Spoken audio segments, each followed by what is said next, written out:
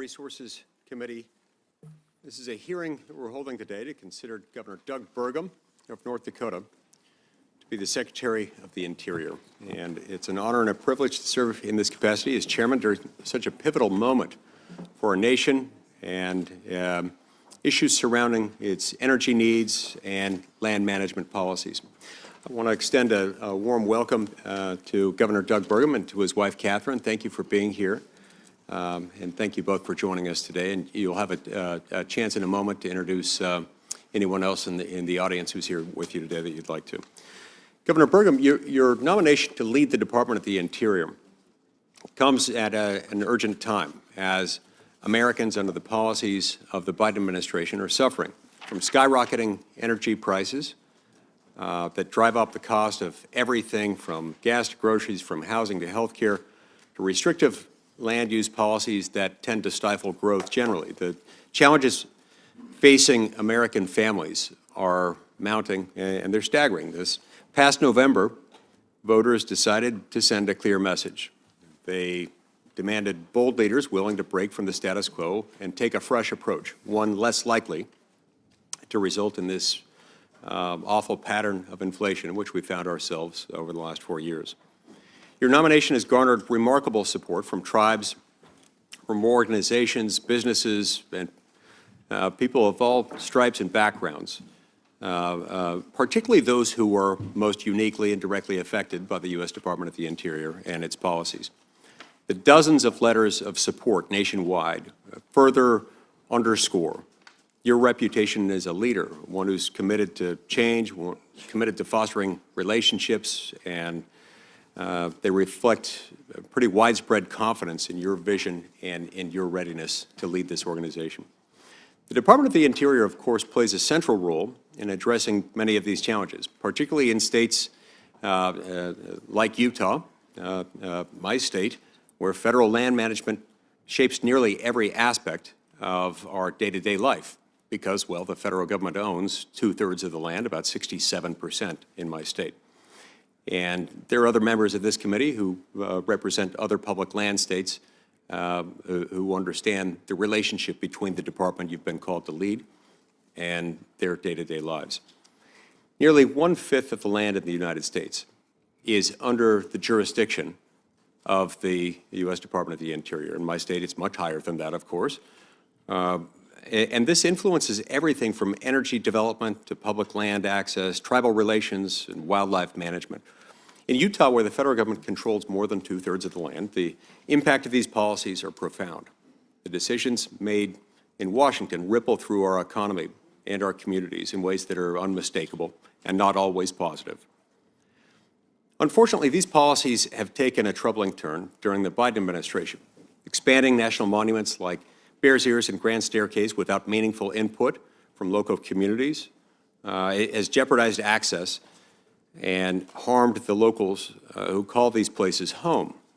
The public lands rule and restrictive management plans have placed unnecessary and often insurmountable barriers in the way of responsible resource development and land access. On his first day in office, President Biden issued a moratorium on oil and gas leasing, severely damaging our energy security and locking away resources we needed to power our homes and our economy.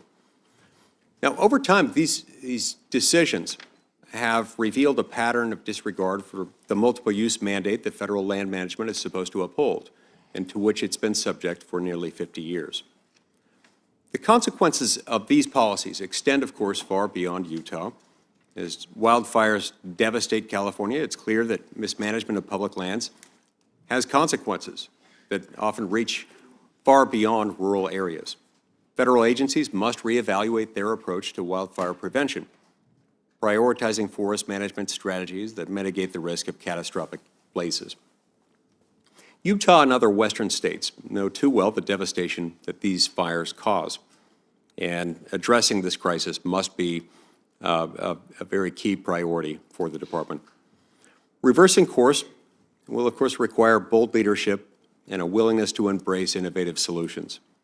The Department of the Interior must take a hard look at the leasing restrictions of the last few years, which have steered development toward low-potential areas while blocking access to high-value resources like critical minerals. These are the building blocks of our economy and our national defense, and we can't afford to let bureaucratic delays jeopardize our future. Housing shortages across the West present another daunting challenge that we have to face. By working with state and local governments to identify underutilized federal lands, the department could finally meaningfully alleviate the housing crisis in places like Utah, where the demand for affordable homes far exceeds supply. Bills like My Houses Act would provide a long-term strategy and a strong framework for such partnerships, showing that federal land policy can drive solutions rather than creating obstacles. The Colorado River, a lifeline for millions across the West, faces growing threats. Effective communication and support from the Department of the Interior as states negotiate the river's future will be critical to safeguarding that vital resource. Our national parks also require renewed attention. These iconic landscapes are a source of pride and major economic driver for the gateway communities surrounding them. According to some polls, they're one of the few features of the federal government that people actually like, so we've got to take care of them. The department must work to balance accessibility with conservation, ensuring that visitors can enjoy these treasures without compromising the future. This will require stronger partnerships with local stakeholders to address infrastructure needs and manage visitor impacts. On the regulatory front, the misuse of the Endangered Species Act has caused significant harm by halting development projects and undermining state authority. While the ESA is an essential tool for protecting imperiled species, it must be applied judiciously and in coordination with local governments to avoid unnecessary conflict. Governor Burgum, your track record uniquely positions you, in particular, to lead the Department of the Interior during this challenging time. Your vision and your leadership will be instrumental to restoring balance to federal policies and ensuring that public lands are managed with accountability and with care. Utah stands ready to work with you in tackling these challenges and charting a new course that reflects the principles of federalism and respect for local communities. Utah stands ready to work with you in tackling these challenges and charting a new course, and I invite you to visit Utah as soon as you have the chance to see firsthand the opportunities and the challenges we face. The hearing that we're having today marks the beginning of an essential conversation about the future of the Department of the Interior, and I look forward to hearing your perspective and exploring ways that we can work together to address these pressing issues. Thanks again for your willingness to serve, and really look forward to our discussions today. I'm going to turn the time over now to our ranking member, Senator Martin Heinrich from New Mexico.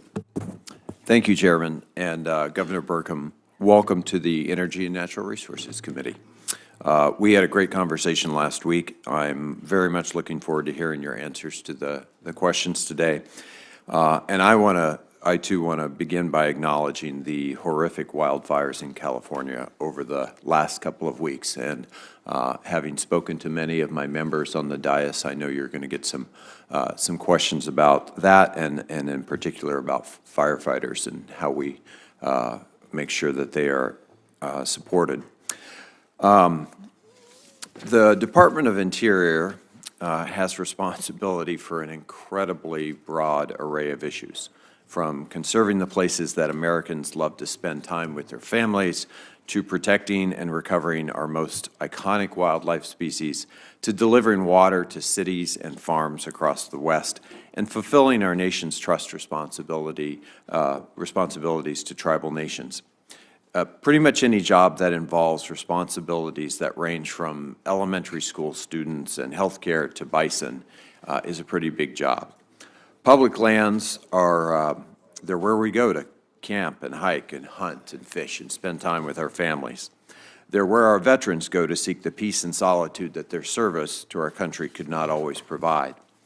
And while there are some who argue that the very existence of public lands, places like Yosemite or the Bitterroot National Forest, are unconstitutional, but most Americans know that the idea of lands that belong to everyone, no matter where they live or who their parents are or how thick or thin their wallet is one of the most democratic ideas from our nation.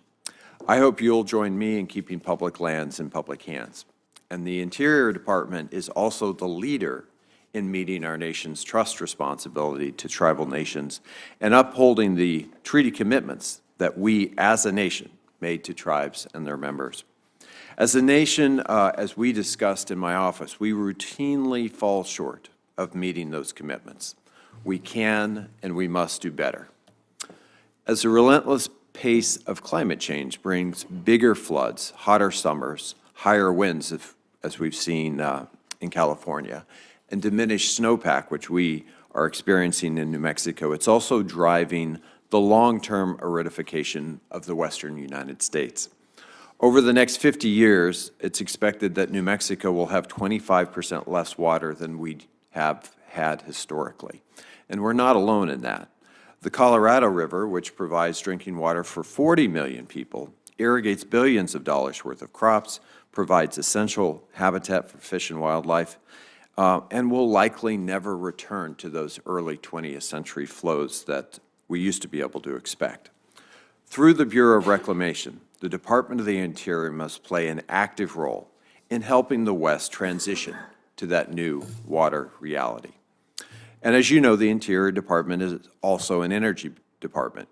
As we make the transition to a cleaner energy economy, the land and water managed by the department will play an indispensable role in producing the energy that we need, as well as facilitating the ability to move that energy around the country.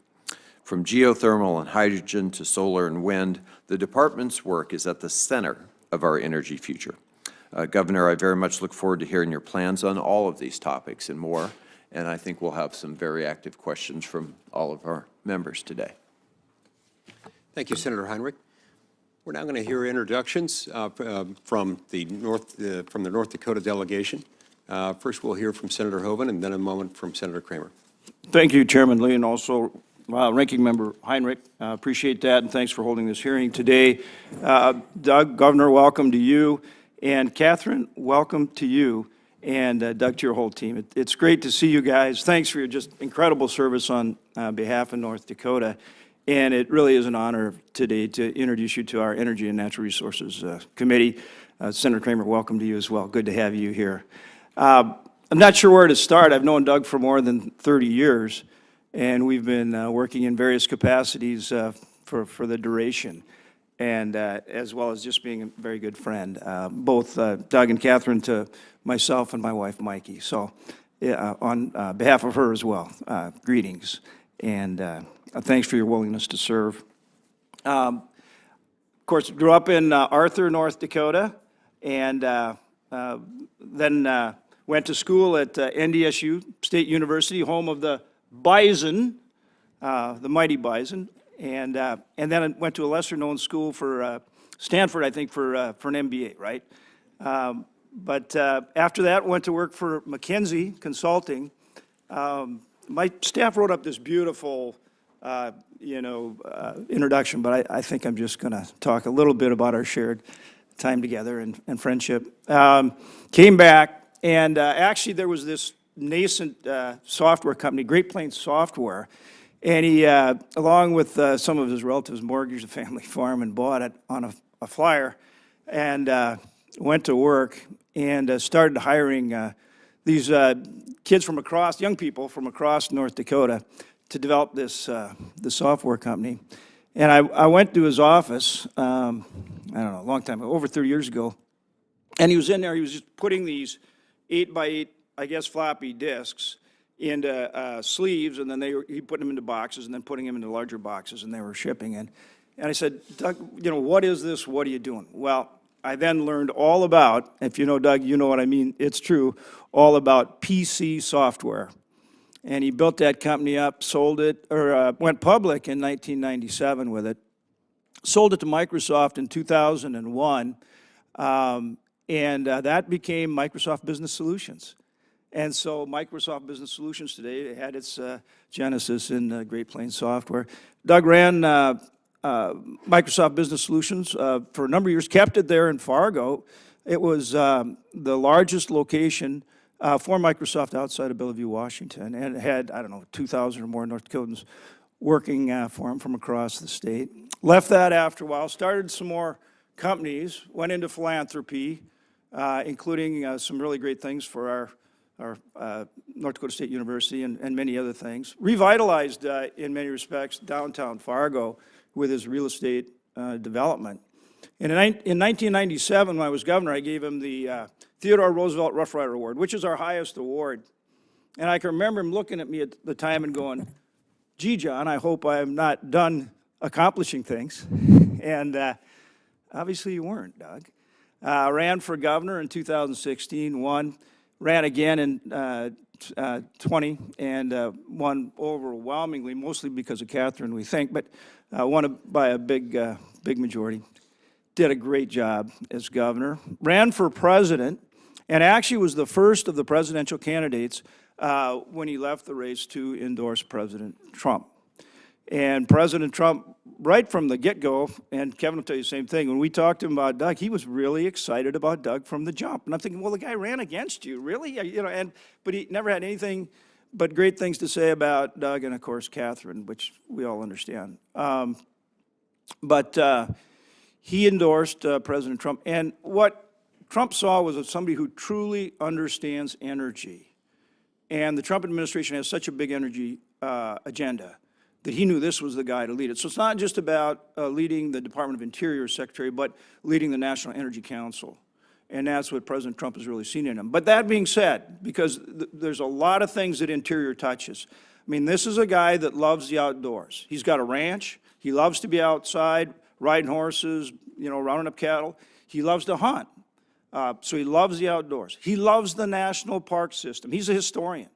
I mean, Angus King, he'd even challenge you for, like, trivial knowledge of history. I mean, and important knowledge of history, too. But, I mean, just any detail. Head-to-head, you two guys go in detail. It'd be fun to listen to for a while. And so he loves the outdoors. He loves the park system. And talk to folks that he's worked with in Indian country.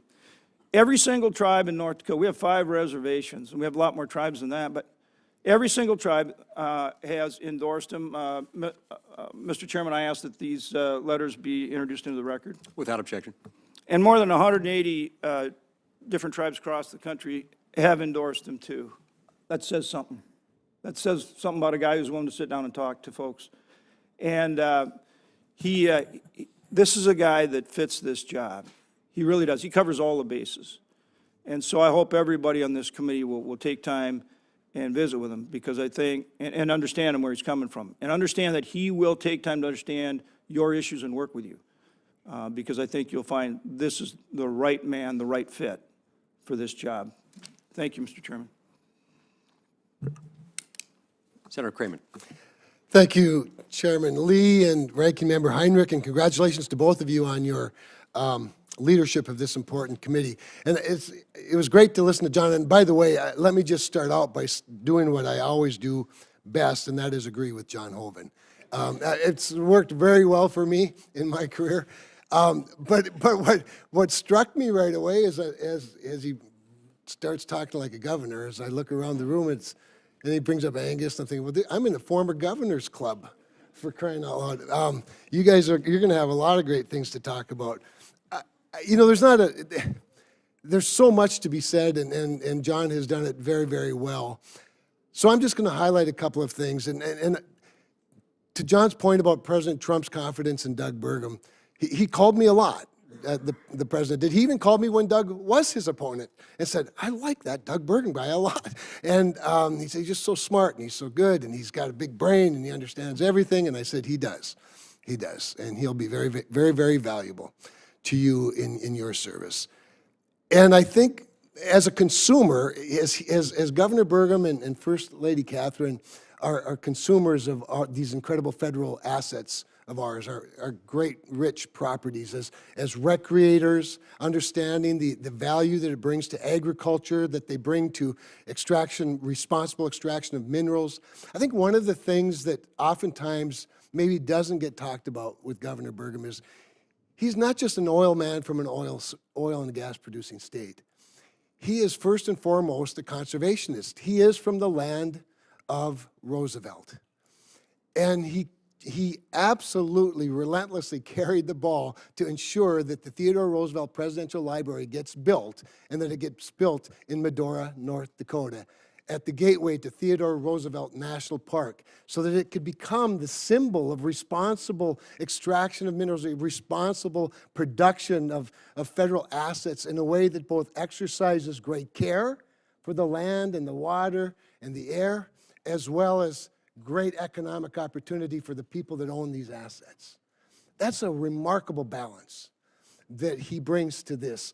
And so it's such a great honor for me to be able to be here with him to talk about the multiple uses of our federal assets in ways that recognize their value in so many ways.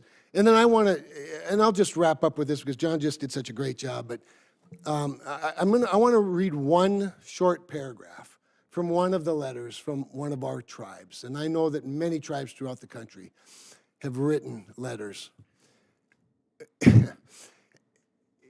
Over my years of public service in North Dakota and working hard at relationships with tribal leaders and recognizing government-to-government relationships, the thing that has impressed me the most, perhaps, about Doug Burgum as a governor was the respect that he always showed for them, and that has been reciprocated because he did the hard thing.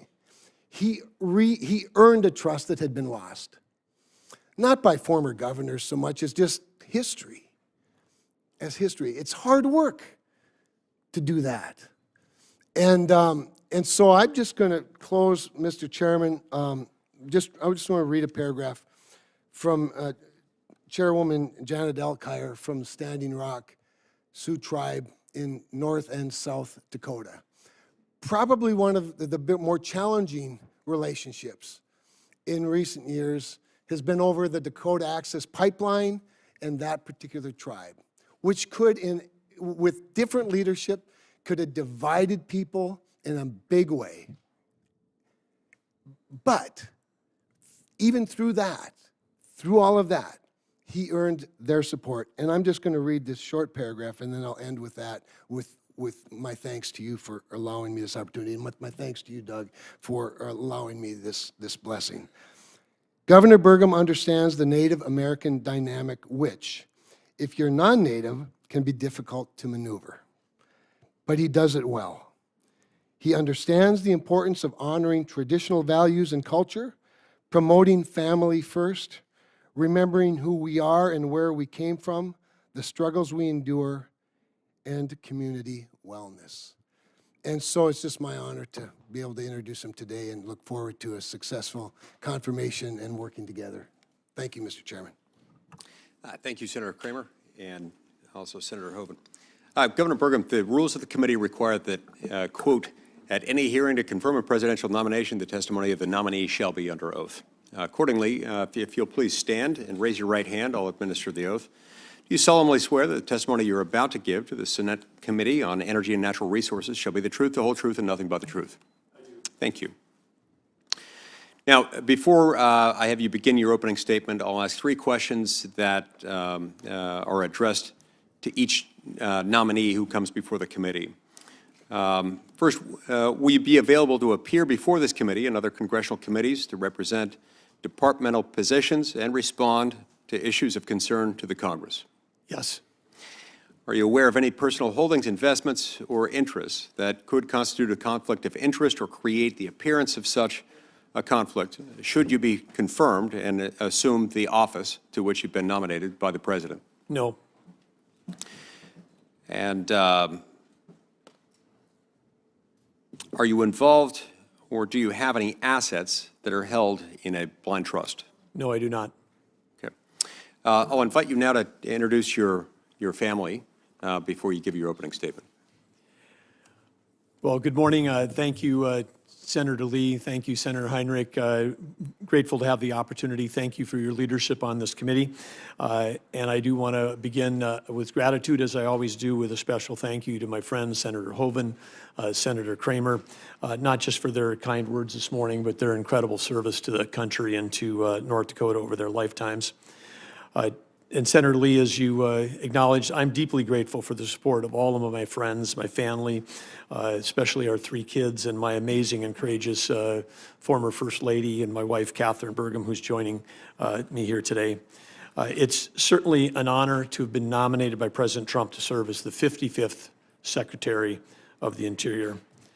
As Senator Hoeven said, I grew up in Arthur, North Dakota. This is a tiny town of about 400 people. We didn't even have paved streets when I grew up. It was all gravel.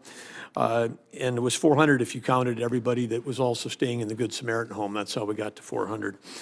My father was a World War II Navy officer who served in the Pacific. My dad died when I was a freshman in high school, and my mom went back to work in higher education. I was blessed to learn from them about service, about leadership, about sacrifice, and certainly from both of them about a love of the outdoors. Growing up, I worked in our family's grain elevator. Every job I had all the way through junior high through the end of college was one that required showering at the end of the day, not the beginning of the day.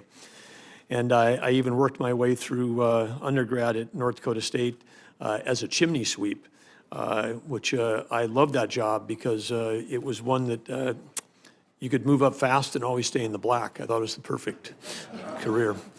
After grad school, as John mentioned, I had an opportunity to go directly from undergrad to Stanford for an MBA.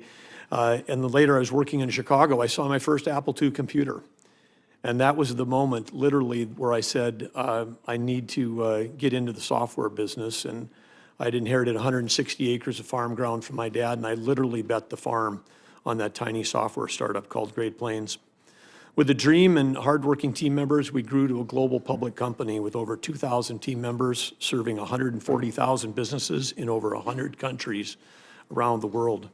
I spent my entire professional career in the private sector until I was elected governor in 2016. And for the last 8 years, I've been blessed with the privilege of serving the citizens of the great state of North Dakota. My time as governor has been a valuable preparation for the opportunity and the privilege to potentially serve as the role of Secretary of Interior, as our state and my duties specifically as governor there put me in contact with many of the bureaus inside the department. In North Dakota, we share geography with 5 sovereign tribal nations. State and tribal relationships in North Dakota have sometimes been challenged, but the current partnership is historically strong because we prioritize tribal engagement through mutual respect, open communication, collaboration, and a sincere willingness to listen. I'm grateful for the many tribal nations, both in and outside North Dakota, for expressing their support for my nomination. As governor of North Dakota, I also served as chairman of the North Dakota Land Board, which manages our state's land and minerals with the goal of yielding a return for a state endowment fund that significantly funds public education. I chaired the North Dakota Industrial Commission, which oversees 16 agencies that are related to a variety of things, including energy research, the state's geologic resources, energy production, and transmission. The governor of North Dakota also serves as the chair of the State Water Commission, overseeing billions of dollars of water resources and projects. All of these are parallel responsibilities to Interior and often interacted with Interior agencies. North Dakota, of course, is blessed with a rugged natural beauty, including the majesty of the Theodore Roosevelt National Park, which is home to Theodore Roosevelt's Elkhorn Ranch, which is considered by many to be the cradle of modern conservation. And of course, we have beautiful badlands. I'd like to note here on the record that our badlands are significantly badder than South Dakota's badlands. Just tremendously badder, not even close. But in addition to that, we've got great prairies, world-renowned agriculture. We've got amazing hunting and fishing, four-season outdoor recreation, and much, much more. In North Dakota, we created a prosperous economy by sustainably developing our natural resources, along with our respect for the land and the wildlife, and at the same time having among the cleanest air and the cleanest water in the country. During our tenure, North Dakota experienced among the lowest unemployment in the nation and the highest real GDP growth. Demographically, our state went from one of the oldest states to one of the youngest, We attracted record levels of talent and investment capital. I say this because our success was underpinned by the understanding that we live in a time of tremendous, tremendous abundance, and we can access that abundance as Americans by prioritizing innovation over regulation. If given the opportunity to serve as the Secretary of Interior, I'll bring those experiences and those lessons learned to the leadership of the tens of thousands of dedicated professionals within the Department of Interior. Which brings us to President Trump's vision for a vibrant future that we can achieve together. The American people have clearly placed their confidence in President Trump to achieve energy dominance. And by energy dominance, that's the foundation of American prosperity, affordability for American families, and unrivaled national security. Today, America produces energy cleaner, smarter, and safer than anywhere in the world. And when energy production is restricted in America, it doesn't reduce demand. It just shifts productions to countries like Russia and Iran, whose autocratic leaders not only don't care at all about the environment, but they use their revenues from energy sales to fund wars against us and our allies. President Trump's energy dominance vision will end those wars abroad, will make life more affordable for every family in America by driving down inflation. And President Trump will achieve those goals while championing clean air, clean water, and protecting our beautiful lands. Next to TR National Park, we're building the Theodore Roosevelt Presidential Library and Museum to honor the leader who advised America to walk softly, speak softly, and carry a big stick. In our time, President Trump's energy dominance can be America's big stick that will be leveraged to achieve historic prosperity and world peace. The Department of Interior, in cooperation with the U.S. Congress, this committee in the states, will play a pivotal role in achieving the outcomes to make the world safer and America even better for our children, our grandchildren, and generations to come. I thank you for inviting me here today and look forward to your questions and our discussion. Thank you, Governor Burgum. We'll now begin our first round of 5-minute questions. We'll alternate back and forth between Republicans and Democrats, and I'll go first, then Senator Heinrich, and so on and so forth in order of seniority and arrival at the hearing. I want to start by talking briefly about the Antiquities Act. This is a law passed over a century ago by Congress. It gives the president power unilaterally to declare national monuments. Now, there's a restriction in it that requires national monuments occupy no more land that is compatible, the smallest area compatible with the interest to be protected by the monument. These have become something of a political football in parts of the country, especially in my state. In Utah, President Clinton designated the Grand Staircase Escalante National Monument in 1996. President Obama added the Bears Ears National Monument in 2016, shortly before he left office. Now, both of these objections were made, both these designations were made over the objection of the people of Utah and their elected representatives. And President Trump later reduced the size of both monuments in 2017 after he got elected to bring them more into conformity with the Antiquities Act's requirement for minimal boundaries. Then in 2021, President Biden re-expanded them, exceeding the scope of the law and disregarding local input. As I explained to President Biden at the time, this is the size of 2 Delawares within my state that have been moved into this very restricted use classification.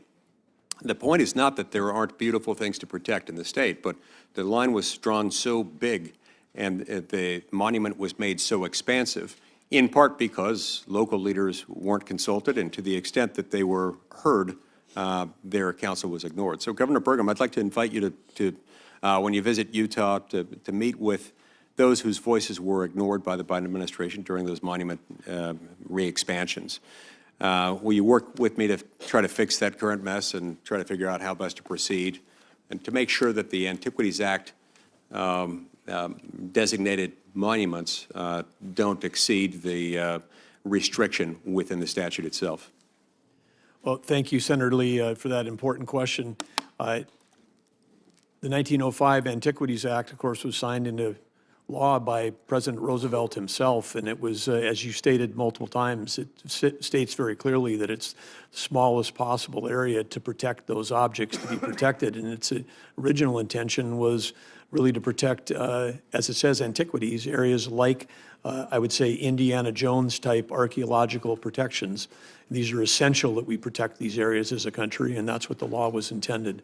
But I would look forward to working with you, and particularly in the area of local consultation, because when the federal government overreaches into a state like yours that's already has over 60% of its land in public lands and restricts that use, it's got tremendous impact on tribes, on the local communities and all those around. And I just think it's important that we strike the right balance. I look forward to working with you on this issue. Thank you. I appreciate that. Housing is another area that I'd like to address briefly. There's a particularly acute housing shortage in the West, where the presence of federal land, not just the presence, but the predominance of federal land available for housing frequently results in shortages. It just makes a lot of things difficult. And it's not as though we have one part of the state that is all federal and another part of the state that is all non-federal. It's all intermingled. And as a result, it impacts all kinds of things. Now, many of our communities in states like Utah and Nevada, among others, find ourselves feeling sort of like we're islands, floating islands within a sea of federal land. And that just constrains growth and makes our constraints on our housing supply that much more dire. I would love to work with you on a bill that I've introduced, that I've worked on for several years, called the Houses Act. And in addition to looking for and developing other creative ways to address the housing affordability crisis in the West, in your view, how can the Department of the Interior help address the housing crisis in areas like, as is the case in my state, where the presence of federal land often inhibits community needs?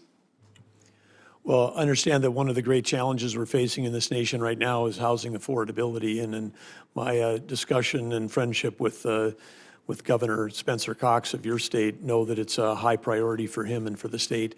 I think there are opportunities for us to accomplish both. I mean, like I said, we're in a time of abundance when we've got federal lands abutting urban areas, and we maybe have other areas that maybe need to be protected, like we've done in North Dakota as governor. Sometimes we've done land swaps, so we trade state land for private lands to provide better outcomes for both of those pieces of land, and I think there certainly are opportunities here. Public lands in general, some like the national parks, absolutely, we need to support and protect every single inch of those. But in other cases, we've got a multiple use scenario for our lands. And I believe there's pathways we can find, particularly in states like yourselves and others that have 50, 60% or more of your land held by the federal government, that we can find appropriate solutions to help address the housing. Look forward to working with you on that. Thank you, Governor. I see my time's expired. We'll turn the time over to Senator Heinrich. Governor, I want to actually kind of continue on that same vein. And I had a very long and detailed question here written by my staff that I'm going to depart from and just go to the heart of the issue, which is, I think what people are concerned about, and there was this was a very hot issue this year because of legal action, is the idea that we would somehow, in a wholesale way, divest of our public lands. So talk a little bit about that, how we can stay true to our conservation history, make sure that the things we do on our public lands, especially, well, not especially, but economically, recreationally, and as, they play such an essential cultural role in states like mine, can be supported while making smart decisions about individual parcels. Well, thank you, Senator Heinrich. I think we have to look no further than New Mexico for the answer to the fact that we can find the balance, because as I know what Senator Hoeven and I hate to acknowledge, but New Mexico passed North Dakota as the #2 oil and gas producer in the state, and yet your state's got a tremendous record of protecting, cultural and historical lands and providing that balance. So I think there is certainly the opportunity for us to find that balance going forward, where we can protect the land that we need to protect, but also solve issues, whether it's housing or whether it's a resource development that may be of interest to the tribe and the local communities. And that's something we really pride ourselves on in New Mexico, is that we have been able to strike a balance that we've been able to be an energy leader on many fronts, and at the same time, we've created a number of national monuments even that are not controversial, that are deeply supported by local leaders, by veterans groups, by tribes, by hunters and fishermen alike. So I would just simply ask that before the department makes wholesale changes to conservation designations in the state of New Mexico, at least, that you would meet with myself and any local leaders who helped to create those designations in the first place. Yeah, I think that, yes, absolutely would look forward to those discussions with you and those. And I think, again, as you've described, the key to this is the local consultation. As Senator Lee and other states have experienced, there have been incidents where there's been complete and total opposition and no local consultation. And I think, again, my experience as governor and working with the tribes and working with local communities in North Dakota, whether it's grazing associations, county commissioners, mayors, rural residents, I think the consultation is key. And part of that consultation is also those tribes that have both current and historic connections to those places as well, right? Absolutely. Right. As a former outfitter guide, I'm really quite excited that this Senate and this body just passed the Explore Act. It's the first major piece of outdoor recreation legislation. Senator Barrasso was incredibly involved in that, as was Senator Manchin. Permitting reform was something I worked on in that piece of legislation. And it's kind of a recognition of the big economic driver of our public lands that often doesn't get the same attention that energy and other uses get. So outdoor recreation in New Mexico is responsible for something like 29,000 jobs and billions of dollars of impact. On a national scale, it's over $1 trillion economy. So talk again a little bit about how we can balance those competing issues, as you did as governor, and support that outdoor recreation economy, because it is growing, and it's particularly critical to our rural gateway communities. Well, first I would just like to say this is a really important topic, but it's also a passion of mine as someone who's spent my life as an avid outdoorsman. I was very pleased to get the full endorsement of the Outdoor Recreation Roundtable for this job, which represents that $1 trillion industry. I think that's where we first met. Yes, yeah, where it represents all of these different aspects. And I think that the opportunity for in most states, I recognize this as governor. We created a Office of Outdoor Recreation while I was governor, and continue to invest in whether that's access to fishing and hunting, public access on public lands. We've got a number of great things going on in North Dakota that we've done there that have been really helpful, including using technology.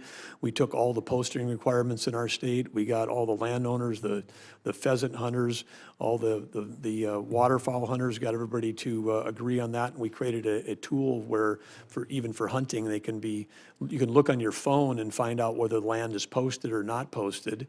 And it might be posted no for deer hunting, yes for pheasant hunting. Right. And it includes the phone number, and it's posted, but if you call me and talk to me, I might let you on, but then the landowner's name and the phone number is right there. So we've been able to find tools to bring together landowners and sportsmen on both private lands as well as public lands to try to make sure that we can keep that outdoor economy rolling. Thank you. Senator Daines. Chairman, thank you. Governor Burgum, welcome, as well as welcome the First Lady of North Dakota. Good to have you both here. If confirmed, you will be 8th in line of succession to President of the United States, Governor, and that goes in line with when these departments became part of the United States government. Interior goes back to 1849, and the oldest agency within Interior is the Bureau of Indian Affairs, is BIA. I think it's only fitting, before I get into my questions and my remarks, if I might submit a letter for the record from the Coalition of Large Tribes, of which some of my 12 federally recognized tribes in Montana are part of COLT. Of course, you have 5 federally recognized tribes and members of COLT. But if I just read the letter that they wrote in your support, it says, it's been incredible for COLT tribes to have such a close supporter nominated to the Secretary's office. He is someone in whom we have deep trust and confidence. We have gone to him with our most complex, difficult issues over many years. He is exactly the kind of leader tribes need at the Interior Department.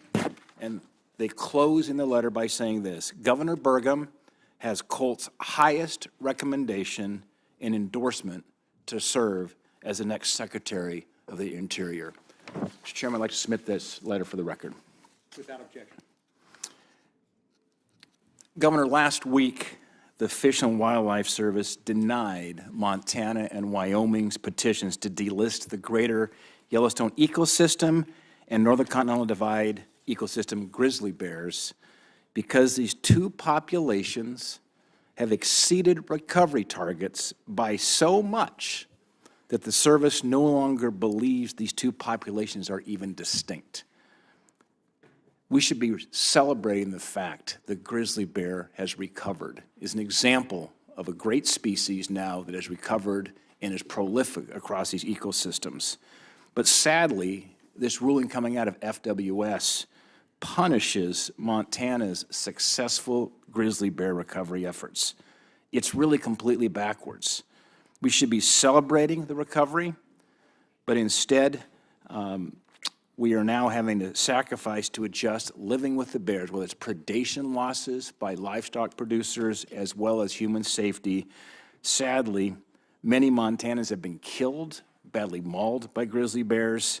So the people back home take this very, very seriously. It's literally gotten to the point up along the Rocky Mountain front, west of Great Falls, where our playgrounds at one of our schools, they have high fence there to protect the children from grizzly bears when they go out for recess. The service keeps moving these goalposts for delisting and returning these bears to state management where it absolutely belongs, like we've done with the wolves.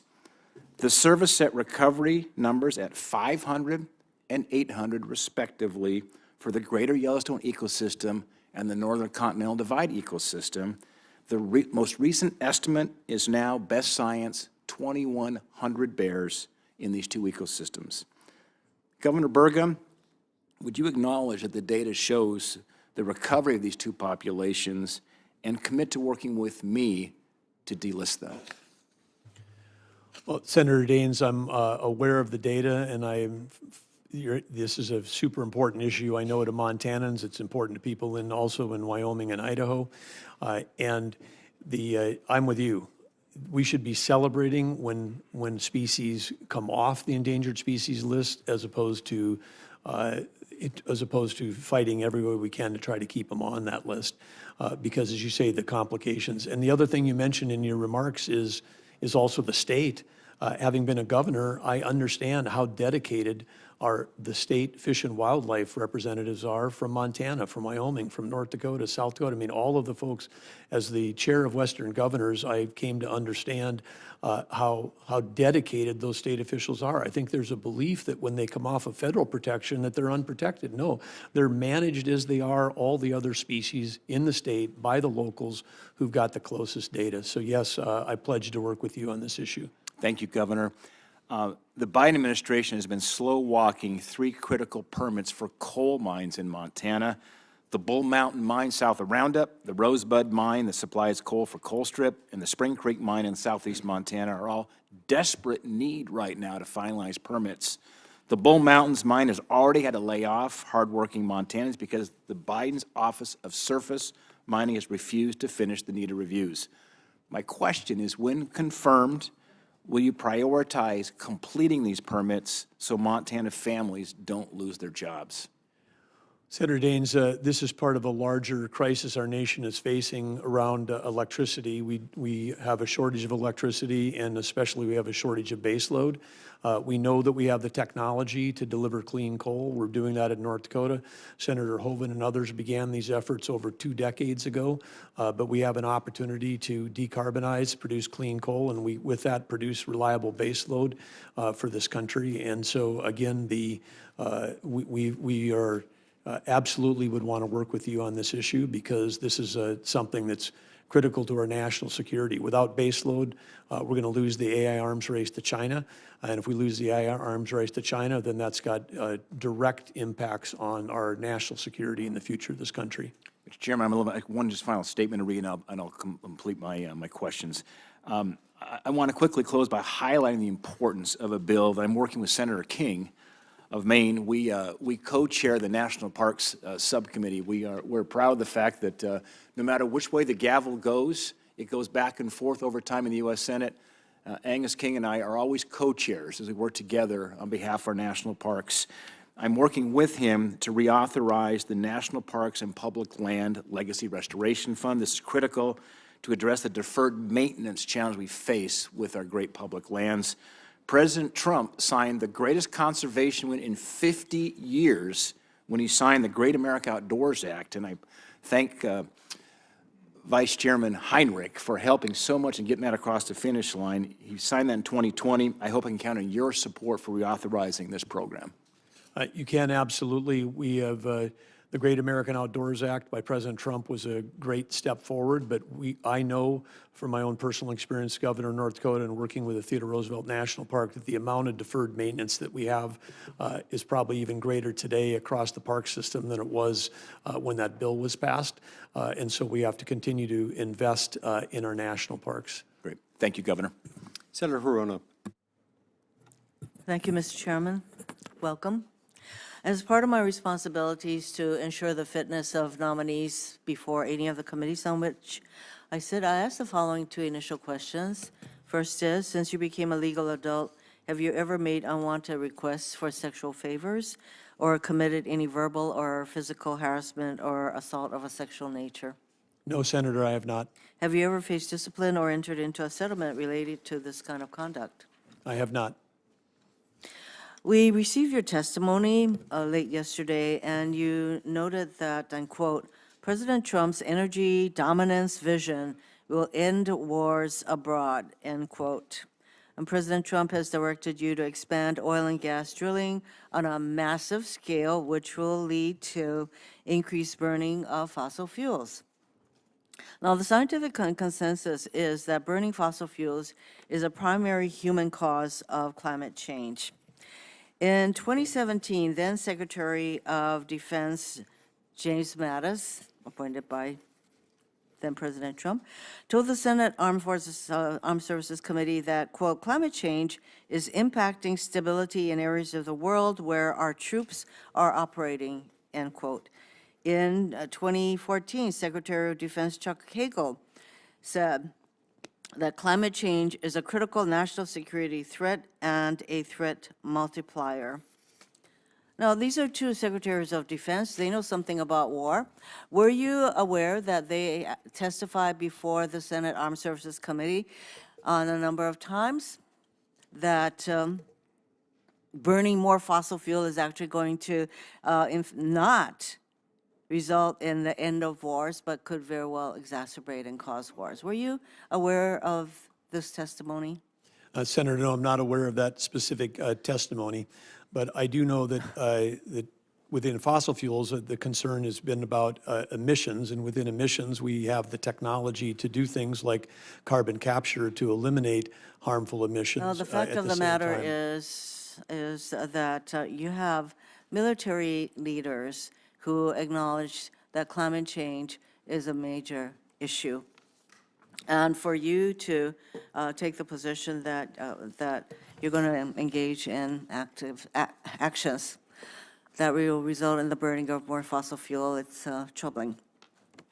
As Secretary of the Interior, it is your duty to see that the department carries out its mission to protect and manage our national our nation's natural resources and cultural heritage. If you are ordered by the president to act in a manner that is counter to the department's mission or to the Constitution, such as drilling in Bear Ears National Monument, will you do as the president asks? Because he wants to drill in that monument. Well, Senator, of course, as part of my sworn duty, I'll follow the law and follow the Constitution, and so you can count on that.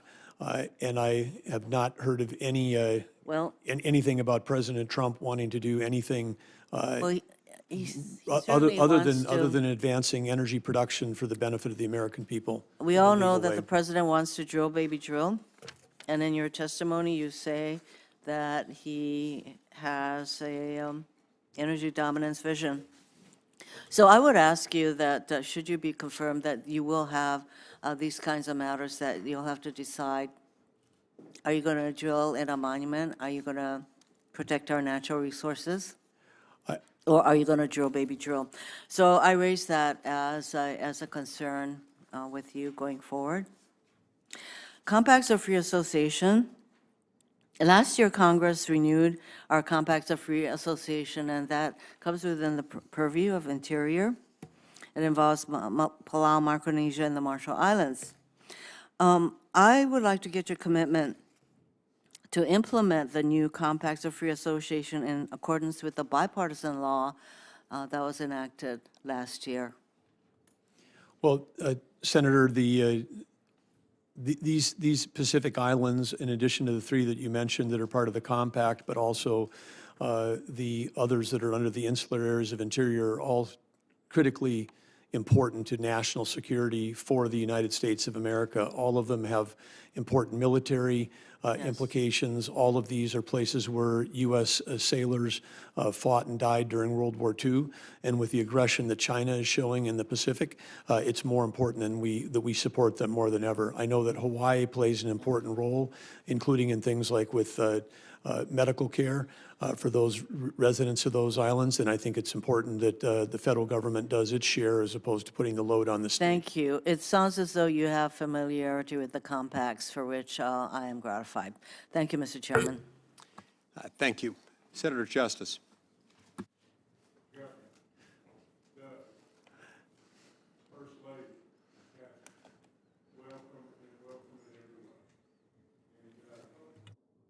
I've got, my questions are going to be short and sweet, but I can tell you just this, that I think we share in the fact that energy is the key. Energy, oh gosh, I don't have my mic on. Okay. Well, okay. Good enough. I'm talking loud enough anyway. But nevertheless, energy is such a key that opens every door. In my opinion, every single door. And the world is starving for us, America, to lead the way. And I believe we share that thought. I believe we share the thought that electricity, if we don't watch out, will become a crisis like we can't imagine. And we absolutely need to be prepared and move forward in that. But we've got a problem along the way. Permitting has gotten totally outrageous. And absolutely, we all want it to be fair and proper and not endanger our environment. We all share in that. But absolutely, I ask you, Governor, I ask you, please, tell us your thoughts on how we're going to approach this, how we're going to approach this, the issues with fish and wildlife, and on and on and on. Please tell us. Well, I should say, Governor, now Senator, so great that you're here in the Senate, and what a fantastic job you did as governor, and it was a pleasure serving alongside of you as another energy state. You've got everything, just, you get that. We are in an energy crisis in our country, and the first place is actually related to electricity. Electricity is at the brink. Our grid is at a point where it could go completely unstable. We could be just months away from having skyrocketing prices for Americans. And of course, as we talked about in the AI arms race, we need electricity for manufacturing, and AI is manufacturing intelligence. And if we don't manufacture more intelligence than our adversaries, it affects every job, every company, and every industry. You understand this, and we've got to get to work. The permitting right now, in some of the queues in FERC for electricity, it's 7 years or longer. And it's a completely, that queue in FERC is 95% intermittent sources and only 5% baseload. We need baseload to be able to allow the renewables to be part of the system. We've got to have the balance between those two, or the grid, which is like a giant machine, just doesn't work. And so we've got to get to work. And permitting reform and speeding permitting. Right now, we've stacked the deck where we are creating roadblocks for people that want to do baseload, and we've got massive tax incentives for people that want to do intermittent and unreliable when the balance is out of whack, and we've got to bring it back in line. And we can do that and still achieve the objectives that we want to have about having cleaner environment, because the U.S. has done that. We are the one nation on the planet that's actually reduced CO2 over the last 20 years. We're the ones that have done it. China's doubled their CO2 emissions in the same time frame. Well, thank you, sir, and thank you for your kind comments as well. Now, if I could just ask one more question and just shift just a little bit. We all know the outdoors touches our soul, and I'm an outdoorsman like crazy. I have enjoyed hunting and fishing all across this nation, but especially in my home state of West Virginia. And I welcome you to come to West Virginia to experience that just what I'm speaking of. But I would just say just this. We have an attack on our sport of hunting and fishing. You know, hunters absolutely do so much to contribute to all the goodness all across all of our lands, to all the wildlife, to all the different things that happen within the sport of hunting. And I know you share, my love just as much as I know my love. With all that being said, what will you do to ensure that we will perpetuate this unbelievable tradition to our youth and all those to come? What will you do, sir? Well, Senator, in North Dakota, we've taken steps, as I know other states have done, to create youth hunting seasons, youth hunter education, make it more available, create more opportunities, as we have also done for disabled and wounded veterans. But when we have public lands and we've got public access, the greatest conservationists in our country, and some are probably listening today, but whether it's the Rocky Mountain Elk Foundation, Mule Deer, Pheasants Forever, Ducks Unlimited, you name any of these organizations, they're the ones that raise the money that actually pour dollars into conservation in this country. Hunters, the Safari Club, all of these different groups, and of course, President Roosevelt, Theodore Roosevelt, one of the founders of Boone and Crockett. I mean, he was a hunter who also set the ethic for conservation for our country. And so these two things go hand in hand. You cannot separate hunting from the love of outdoors, respect for wildlife, and dollars that flow back into habitat and making sure that we've got we've got the privilege of hunting for the public. It doesn't matter who you are. In North Dakota, you can get a $20 tag and go on a hunt that's just as amazing as if you were, going to Africa. I mean, it is a miracle that we have in this country, one of the few countries that has that, something we have to fight and protect to preserve. Thank you, sir. And I've only got just one other comment. President Trump is bringing to us amazing nominees. But in my book, this man, just think just for 1 second. He's super smart. His track record's unbelievable. He has experience off the chart. If anybody is the pick of the litter, it's got to be this man. He's done an amazing job. But he's got courage like you can't imagine. Just think about this. He stood on one leg at the debate, and absolutely with a torn Achilles. And I've been a coach forever in basketball, and I've seen kids get a torn Achilles, and absolutely it is one serious injury. How you did this, I will never know. But nevertheless, I give him kudos for courage beyond belief. Thank you so much, sir. Thank you, Senator. Maybe you'll tell us that someday. I assume it involved just biting on a leather strap until moments before you walked on the debate stand, but we can save that for another day. Senator King. Thank you, Mr. Chairman. I associate myself with the comments about sportsmen. Just several weeks ago, I accepted the chairmanship of the Congressional Sportsmen's Foundation, which I'm greatly honored to do and look forward to working with you on those issues. I have visited your wonderful state, camped there, visited Minot with Senator Kramer, and I must say Minot is the flattest place I've ever been in my life. One of the locals said the good thing about it is if your dog runs away, you can still see him after 3 days. And I also want to compliment you. A lot of people talk about an all-of-the-above energy strategy. You did it. You implemented it in North Dakota. Over 30%, 36% of your electricity comes from wind. And I hope one of the projects you might undertake when and if you are confirmed is to convince your boss that wind power isn't all bad. He is well known for his opposition to wind power, but you know that the benefits are there. Of course, base load is also important. Storage is important to balance the grid. I understand that. But coming from a state where 35, 36% of your electricity came from wind, I hope you can talk to the president about the fact that wind has its virtues and can contribute significantly because we are, as you note, facing a huge energy challenge over the next 15 to 20 years to support the knowledge economy. Will you undertake that project? Senator King, certainly you've got great wind resources in Maine. We've got good wind resources in North Dakota. Not every state is lucky to have that. The resources that we do where the wind is blowing, maybe that flat ground helps us on that. Very few trees to stop the wind. But I would say the key here you mentioned is base load versus the intermittent, because we've got to have the right balance, and we maybe have tipped a little too far in one direction. So I think that's the key piece for us, the key short-term emergency. But you do see the value of wind power. A third of your state's electricity comes from that source. Yeah, and most of that we export, and so I think our neighbors are happy to have that.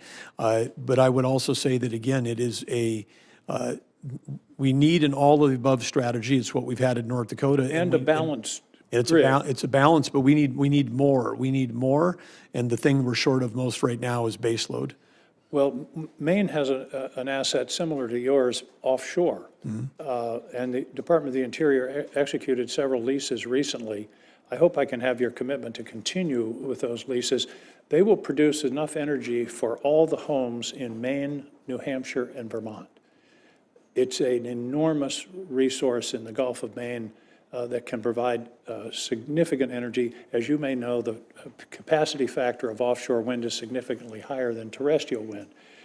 So I hope that your department will continue with the projects that are already underway. Will you commit to that? I'm not familiar with every project that the Interior has underway, but I'll certainly be taking a look at all of those, and if they make sense and they're already in law, then they'll continue. I think the key is, and I think President Trump's been very clear in his statements that he's concerned about the significant amount of tax incentives that have gone towards some forms of energy that have helped exacerbate this imbalance that we're seeing right now today. You talked briefly to your some of the other questions about permitting reform, and I was involved in the discussions with Senator Barrasso, Senator Manchin, and others about the permitting bill that unfortunately we couldn't get across the goal line at the end of the last Congress. I presume that permitting reform not only is for generation projects, but transmission. Do you appreciate the difficulty of permitting transmission assets, particularly in the West? Well, yes, and I think that this is one of the challenges of our time, and it's one of the challenges that we need to undertake, because whether it's a transmission line, a pipeline, whatever it happens to be, trying to get built, it just takes too long in our country. And if we don't have it's one thing to be able to generate that electricity, but if we don't have the ability to transmit it to the places where it's needed, that's going to be a problem. Exactly. Senator Daines has already mentioned the American the Beautiful Act that he and I have introduced. It's a refresh of the Great American Outdoors Act, one of the most successful initiatives of the Trump administration. I remember working with Secretary Zinke on that project. So I'm gratified to hear your support for that proposal. Final point is, we talked about, and that talks about the backlog of maintenance in the national parks and public lands. One of the problems is the department has chronically underfunded maintenance on an ongoing basis. In other words, we're being asked to fix a backlog that frankly should not have existed. And I hope that you'll work with the National Park Service and the Office of Management and Budget to be sure that a sufficient fund is allocated to ongoing maintenance so we don't continue to dig the hole deeper. Well, I agree with you on that, and this is one of the things when I came in as a business guy into government, I was shocked to find out that we, in North Dakota, didn't have appropriate formulas for funding deferred maintenance. I mean, everybody was happy to approve appropriations to build new buildings, but it was tough to get a dime to take care of the ones we already have. And I think that this is something we're going to take a look at procedurally within Interior. I know that we've got over 2,400 locations, I'm told, in terms of where we've got people stationed. Right. We've just got to make sure that not just the national parks, but across the whole department. But we've got to get the formulas right, because we're creating liabilities for future generations if we're not taking care of that deferred maintenance. I can tell you that the formula right now is not right, so I encourage you to take that step. Thank you very much, Governor, for joining us, and we'll look forward to hearing from you further in this hearing. Thank you. Thank you, Senator. Mr. Chairman. Senator McCormick. Governor, good to see you. Catherine, good to see you. We had a great meeting, I guess, a week or two ago, and I promised to visit the baddest Badlands in the Dakotas. I'm looking forward to that. And I know we got all these energy state governors here, but in Pennsylvania, we like to think that the path to energy dominance goes through the Keystone State. So I'm so glad to have you here before us today. When we met, we talked about an energy and innovation summit that I'm planning to do later this year, where we bring in energy companies, AI companies, as well as big investors, and an opportunity to really celebrate and also make more progress on President Trump's vision of energy dominance. I was happy to talk to you about that. Look forward to working with you and Secretary Wright on that, and just hoping I can start with getting your support to work with me closely on that and make that a reality. Well, I think it's a great idea, Senator, and I think it is absolutely true. The Keystone State is the key, and there's such a resource there. I mean, wow, so few Americans understand that Pennsylvania is now producing 20% of our nation's natural gas. And of course, the fact that that innovators and in the private sector invested, the whole shale revolution that got created in this country has been a miracle. I mean, we went from being one of the largest importers of energy to one of the largest exporters. And at the time, in Russia, they ran a campaign with all of the psyops they have. We can't be naive. They pounded Europe for 10 years of getting everybody in Europe and Germany to shut down all their base load so they could buy natural gas from Russia. Then they Russia invades Ukraine, the price goes up, Russia makes bank like they've never made before, and they're funding a war against us. Germany then rushes to try to reopen their baseload power plants. They're doing all that. If America hadn't come to the rescue with LNG exports from our country to Western Europe, this thing could have escalated even beyond the tragedy that we see today in Ukraine. So couldn't agree more, and that really relates to my second question, which is Pennsylvania, as you mentioned, the second largest natural gas producer, and yet America's allies, even states across our great country, can't get access to LNG. So we need to really expand LNG exports. And it'd be a huge win and create a lot of great jobs for Americans, a lot of great jobs for Pennsylvania. So as chair of the National Energy Council, how will you work with the administration to increase natural gas production and new export terminals, get new export terminals online in places like Pennsylvania as quickly as possible? Well, of course, I learned in the private sector, in public companies, you want to make forward-looking statements, and the Energy Council is yet to be created, hopefully by an EO, early in this administration. But one thing I would say that's not a forward-looking statement, it's just a fact, and talked about it with Senator King, but, we've got 80% of the homes in Maine are still heating their homes with heating oil. It's 41% in New Hampshire. And we can't get a pipeline with clean U.S. natural gas into New England to states like, Massachusetts, New Hampshire, and Maine. And at the time of the Russian invasion, not only had Western Europe become dependent, we were offloading, hundreds of thousands of barrels of dirty Russian heating oil into New England. Boston Harbor, right? Yeah, so I mean, it's like we have a national security issue, and we've got to be able to get clean U.S. energy to every state. We need the transportation networks, whether it's pipelines or transmission lines, to do that. We can't be at a time of risk, of global risk like we are now in global national security, to not be, to be in a position where we're exposed to supply chains that depend on our adversaries, whether it's critical minerals with China or whether it's heating oil from Russia or uranium from Russia. We can't be dependent on them. We've got the resources here. We need to develop them. Like many energy-producing states, Pennsylvania has thousands of orphaned wells that need to be plugged. Many states have programs to plug these wells that have worked pretty well over many years. I'm concerned that the federal funding that's available for that's being held up for a number of these projects because of red tape. And so, as Secretary, will you streamline these requirements so states like mine can quickly access the much-needed funding to plug these wells? Well, this is I don't want to say a passion project because I'm passionate about a lot of things, but the federal legislation which was put in place during after the pandemic was modeled after something we created in North Dakota, and I want to thank Senator Hoeven, Senator Kramer for their work on doing that. Pennsylvania, of course, you guys have been producing and drilling oil wells since the 1880s.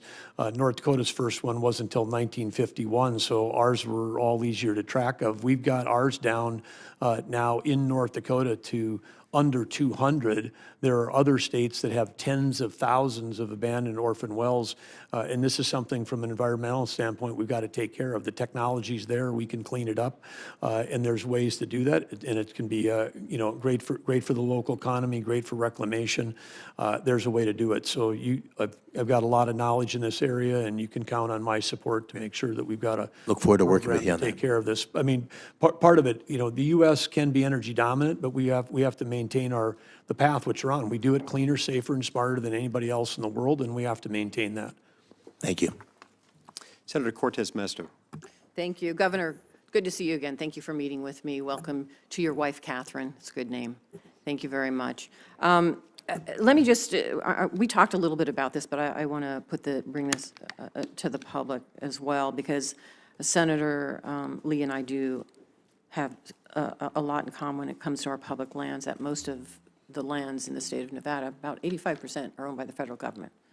And he's right. We have to manage not only our housing issues, but economic development, unlike some of the states, your state, where you own most of the land. And so we're always looking for that partnership with our federal partners. And Nevada has a successful track record when it comes to bringing different parties together to create that balance of releasing public land for that needed development, conserving lands, addressing various land management needs.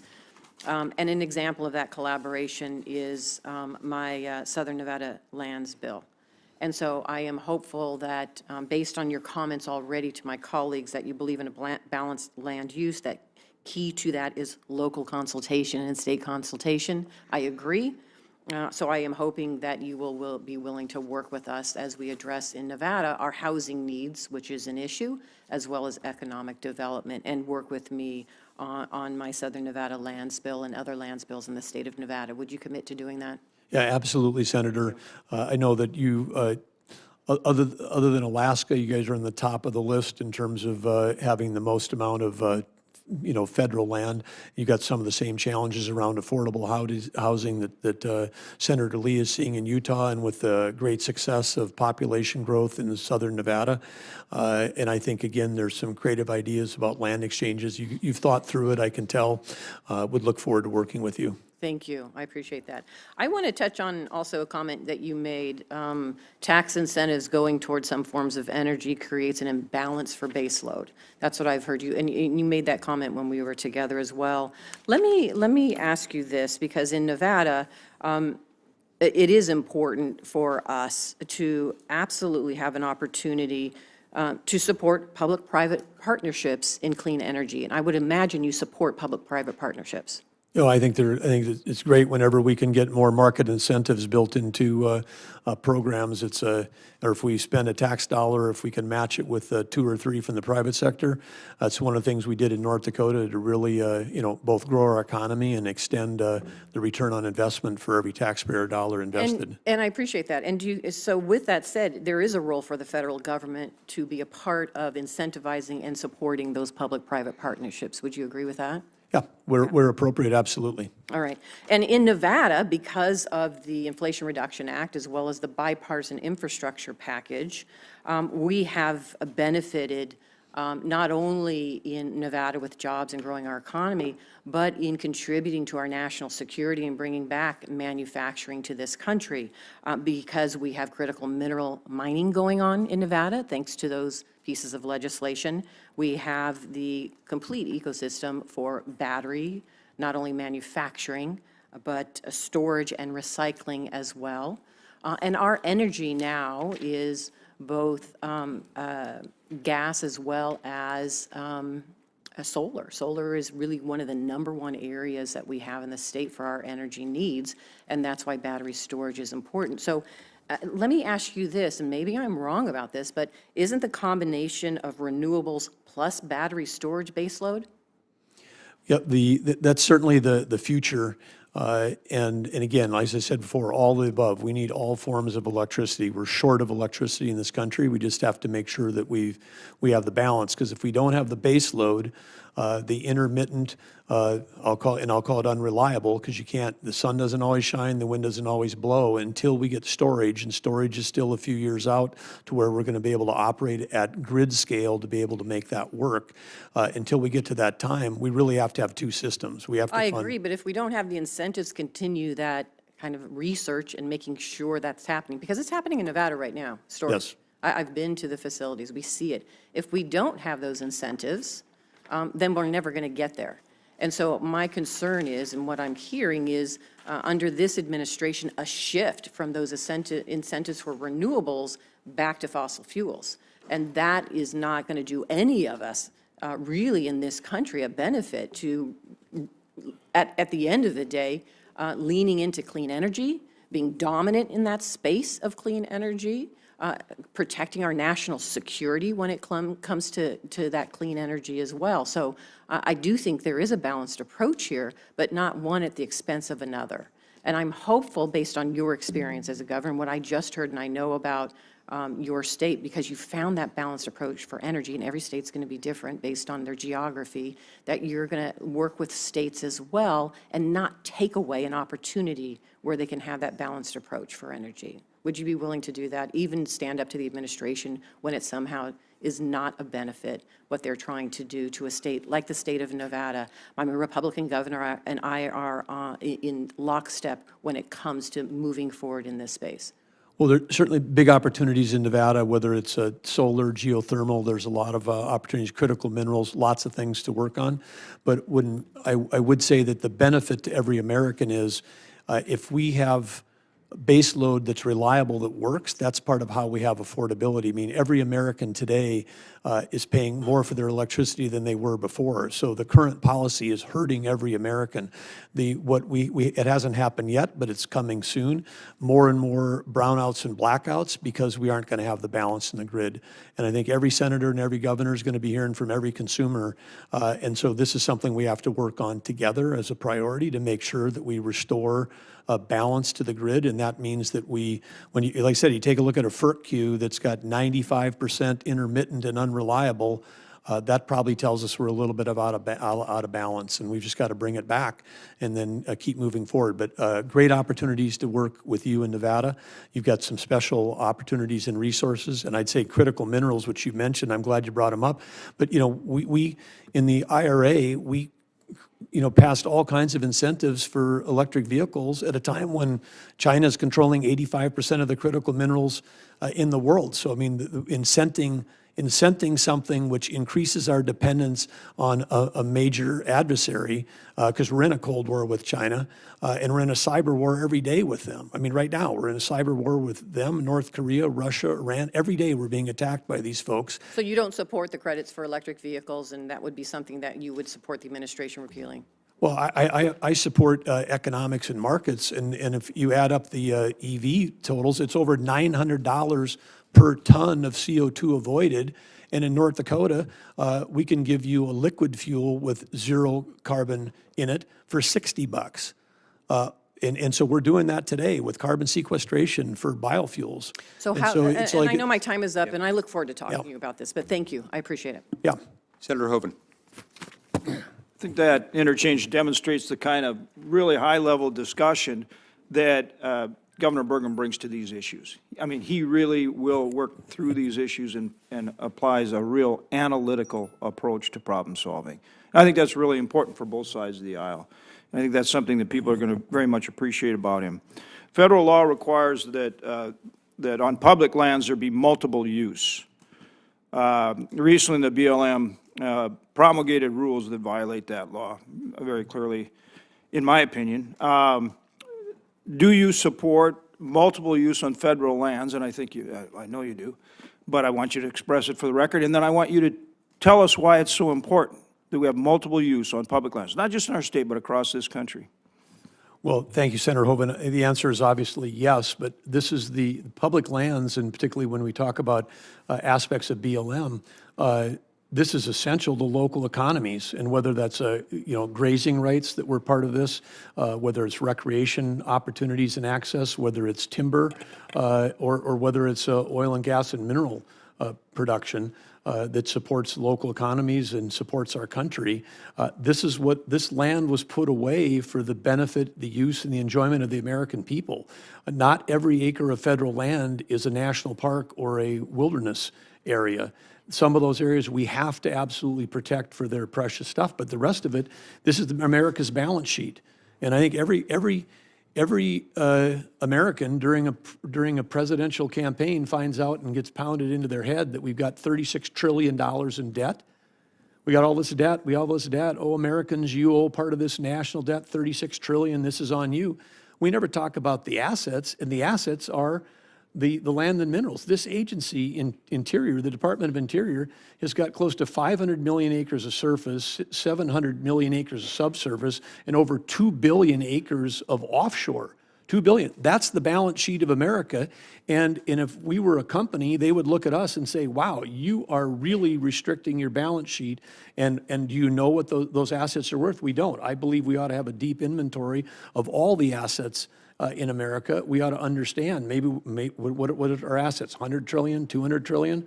We could be in great shape as a country. But then if you said, wow, if we have 200 trillion in assets just sitting there, but we restrict access, we don't cut a tree, we don't use them for recreation, and then we don't develop the minerals sustainably in a smart way, then we're getting super low return for the American people. It's our responsibility to get a return for the American people when we do that. When we did that in North Dakota, you started it as governor. On the land board, we've got, in our little state, we got a $12 billion endowment for K-12 for about 125,000 kids. I mean, we got an endowment bigger than most universities in the country for our K-12 system because we learned how to utilize this stuff. And guess what? We still have among the cleanest air, cleanest water, greatest recreation in the nation. This is the time of abundance. We can do all of it. Yeah, and so it really is about working with people in all these different uses. And that's true with working with, in Indian country on the reservations as well, right? Empowering the local tribe, to decide, make those decisions about how they use the land and all the beneficial ways that they can, right? Yes, well, in our state, MHA Nation, the Mandan, Hidatsa, Rikra, the 3 affiliated tribes, one of the great energy tribes in our country. These guys are, I say the hardest job in America, it's not being a governor or a senator. The hardest job in America is a tribal chairman because you get a whole nother layer of federal bureaucracy on top of you. And they show up at MHA and they say, hey, you guys are doing too much flaring. And then they say, well, we wouldn't be if you'd give us a permit to actually do a gas gathering line. So the same government that tells them they can't produce, that they're flaring too much, won't give them the permit to do the thing that we can do in the rest of the state. So they get constrained. In addition to serving as Secretary of Interior, there's also the role as the leader of the National Energy Council, very important. Talk for a minute, for the time we have left, and you might even go over a little bit. The chairman's really a good guy. So Talk about how you implement a game plan to achieve that goal of energy dominance that President Trump wants for this nation. Well, again, I think I don't want to get caught in making forward-looking statements because the council will be formed by an EO, but I think that the intention, as you can read in President Trump's public statements, he's very simple. He wants to cut red tape. He wants to have more affordable energy for us. He wants to sell energy to our friends and allies so they don't have to buy it from our adversaries. That's how we reduce tensions in the world. And then we've got to make sure that we're doing it in a smart way because he talks all the time about clean air, clean water. So he's basically talking about the approach that we're talking about here at this committee. This committee will be deeply involved in helping set those policies, but it's an all of above, go get it done, and stop getting in the way of ourselves. And particularly with this AI, the AI battle, people don't understand that what's coming right now with AI revolution is going to happen during President Trump's term, where when we have generalized intelligence that we can manufacture, it's going to affect our ability to compete with every other power. And China they permitted more than 2 coal plants a week in the first half of 2023. And they're already the world's largest emitter. So we're competing against someone who's going to create more electricity, produce more AI, and this could be how we lose the Cold War with them if we don't get it done. We have to do it here, and we're a country that believes in reclamation. We believe in following labor laws. China, child labor, no reclamation, no care about the environment. They're a tough competitor right now in terms of their ability to produce electricity. So we've got to get going, we've got to cut red tape, and we've got to realize that if you shut down U.S. energy production here, it doesn't help the global environment. That's a false trade-off. It doesn't help because somebody else produces it someplace else, less cleaner than we do. Thank you. Thank you. Senator Cantwell. Thank you, Mr. Chairman. Governor Burgum, congratulations on your nomination. And I hope to run through a couple of questions here, so help me out in your brevity if possible. I know the ranking member anyway, and maybe even the chairman brought up our beautiful outdoor economy, which we've heard from your senator that apparently you're a big outdoorsman yourself. But not only will you become steward of over 20% of the land in the United States, but some of the most beautiful, iconic places in America, and these are an economic juggernaut. They are in my state, if you think about Mount Rainier or Olympic National Park or the Hanford Reach or many other places. The outdoor rec economy generates $1.2 trillion in economic output every year, $1.2 trillion, and accounts for 5 million jobs, and I believe continues to grow at an incredible clip that when you think about economic development in some of our more rural communities, it doesn't take a lot to add a little bit of infrastructure, and then next thing you know, you're off to the races as to making a tourism and an economic impact to these economies. I think in North Dakota, it was your 3rd largest industry, generating $1 billion and 14,000 jobs, and you actually created an office of outdoor recreation. Good for you. Good for you. So I think you get it. But now when we talk about this oil, first I want to make sure on the public lands, will you support more input in outdoor recreation economies and gateway communities? And will you fully utilize the LWCF and support the conservation legacies bills that we've passed? Well, of course, first of all, in your comments on outdoor recreation, I agree completely on the importance of this.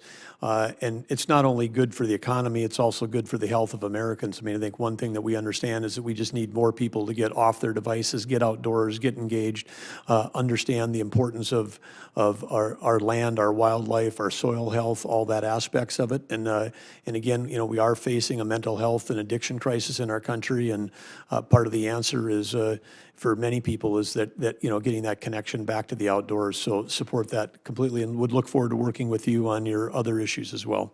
Great. So you support the LWCF that we've passed in continuing to support those funds?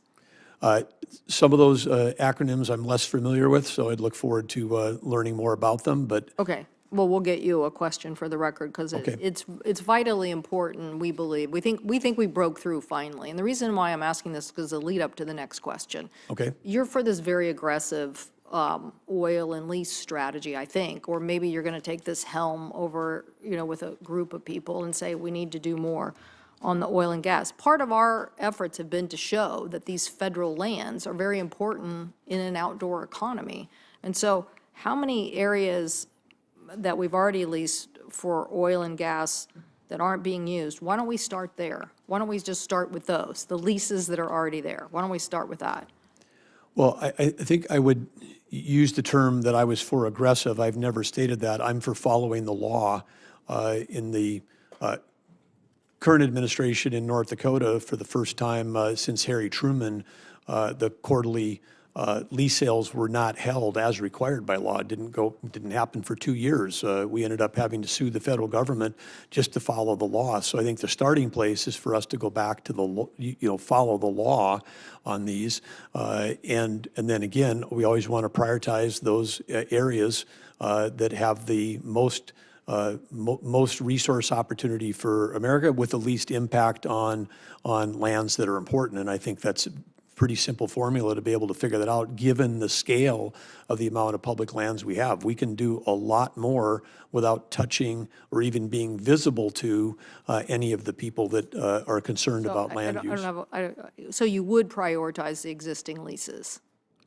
I'm not sure if I understand juxtaposed to, this conversation, which we've had many times in this committee, let's expand more leases that, that we don't have right now. I'm sure the chairman we could get into a very long discussion here about Bears Ears, particularly. I wasn't for expanding oil and gas leasing into Bears Ears. It's a beautiful protected area. I personally think that the outdoor economy is a juggernaut. I don't want offshore drilling off the coast of Washington. Why? I got a marine sanctuary. Why in God's name? I have a Cascadia fault line. I mean, I could have devastation to an economy that's paying dividends. Why would I want to do that? So I'm just saying, one of the things that would be helpful to hear from you is that you believe in prioritizing on federal land the leases that are already there, as opposed to now going and saying, okay, let's get a big map and open up all federal land to new leasing. Because your point about efficiency, yeah, the most efficient thing is go after what you already have.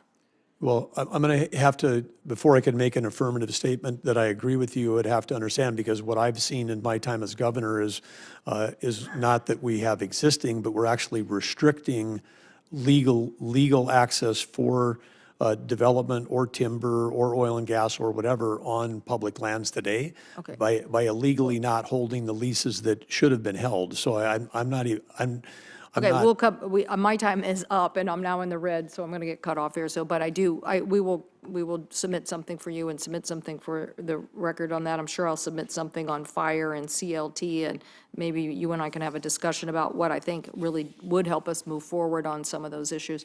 But I also, just for the record, on tribal sovereignty, you believe in tribal sovereignty, you believe in tribal consultation, which doesn't mean you just pick up the phone and have one conversation. Tribal consultation means you actually, when the federal government says, hey, so much money needs to go to tribes, that you actually figure out the plan for that to happen. Well, tribal consultation to me as governor of North Dakota has meant actually spending time and going to the tribes, listening, sometimes listening for hours to really understand what the issues are, and then in getting to people ahead of time, and then working on things that are important. We achieved MOUs on law enforcement. I mean, some of the scarcest and most devastating law enforcement in this country right now is the lack of BIA agents on federal land. I mean, some of the tribal reservations have become harbors for criminal organizations because they know that we don't have enough resource there, and then our local county sheriffs, the state police, in many cases didn't have jurisdiction. That's just one. Healthcare is another. I mean. Yep, thank you. I'm sorry, the chairman's going to cut me off. But thank you so much for that answer. I appreciate it. That is the kind of stewardship we need with our partnership between us and Indian country. Thank you. Thank you. We're going to go to Senator Murkowski now. I do want to interject here. There is no significant oil in the Bears Ears. There is no plan to drill for oil in the Bears Ears. I'm not aware of any significant oil reserves. Look, there are cattle that graze in that area. There are recreation purposes. There are some other things that go on there. I don't know who came up with this idea that somebody's getting ready to drill in the Bears Ears National Monument. It's paranoid fantasy. That's not a thing. The dispute here is about the process by which it was designated. unilateral presidential action taken without consultation, and to the extent there was any input, it was negative input by the local affected people in a way that affects their access to recreation, their ability to continue to graze their cattle as they have, and other reasons. So let's just keep those facts straight. Senator Murkowski. Happy news to hear that you don't want to drill there. Well, Thank you. yeah, I mean, there's no oil there, so. Senator Murkowski. Well, we got oil. We got oil. And Yes, Governor, you do. It's good to see you, and it's good to have these robust conversations. As you and I discussed, part of our challenge in Alaska is not lack of resource, whether it is oil or gas, coal, whether it's our renewables with everything from, yes, wind, the geothermal, even solar, yes, tidal power. We've got it all. But our big challenge, as you know, is access. And it's been noted that there's several states that the Department of Interior has probably a disproportionate impact. It doesn't do my heart any good to oftentimes refer to the Secretary of Interior as Alaska's landlord. But we pretty much have to go to Interior to ask for permission to do anything.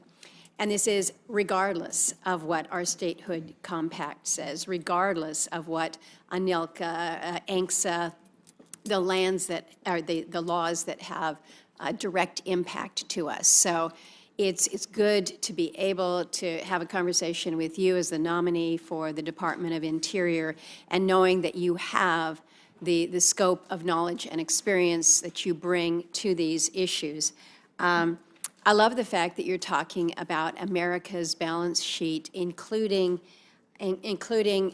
assets that we have, such as lands and minerals. Part of the challenge that we have in Alaska is that oftentimes when we talk about our nation's inventory of assets, we're not on the map. We're not included in the surveys. And we're told, well, it's going to be hard to assess that. Well, yes, but look at it from the business perspective. Just because it's hard to assess your assets, you think you're going to keep them off of that ledger, off that balance sheet? So as we're talking about these, recognize that we not only have what we know we have, we probably have 3 and 4 and 5 and 10 times more. We just need to be able to do that assessment. So looking forward to that kind of engagement with you. We have a lot of work to do with the Department of Interior. You and I have had a chance to go over many of these issues. But again, so much of it is about access. And the first question that I'm going to ask, or the first commitment that I'm going to ask of you, is one that I can guarantee that nobody around this panel has mentioned, and this has to do with polar bears. The Biden administration has done a lot of things that most Alaskans don't appreciate, and last week we added another thing to the list. We learned Interior is not going to finish its revised incidental take regulations, these ITRs for North Slope activities. And it's going to leave this very routine renewal of current letters of authorization as unfinished business. Well, when you leave those authorizations as unfinished business, it means that the business of what is going on in the North Slope is put on pause, put on hold. So I need your commitment that you'll work with Alaskans, particularly the Inupiat people up there, the North Slope Borough up there, on basically all things polar bear. Well, be happy to do that. And as you know better than anyone, Senator, I think close to half of the land and subsurface and offshore that Interior controls is in Alaska. Yep. So you can't, Interior you may view as a landlord, but I would view Alaska as one of the biggest assets this country has and one of the biggest responsibilities of Interior, and look forward to working with you. That's exactly what I was hoping you would say, recognizing really the significance there. And I don't want the Department of Interior to be a landlord. I want you to be a partner. I want you to be a partner with us as we determine how we achieve the balance that we talk about in this committee. Because we are just as proud of our outdoor activities. You have had an opportunity firsthand. I love your story about the time that you spent in Alaska. We, of course, welcome you back anytime, all the time.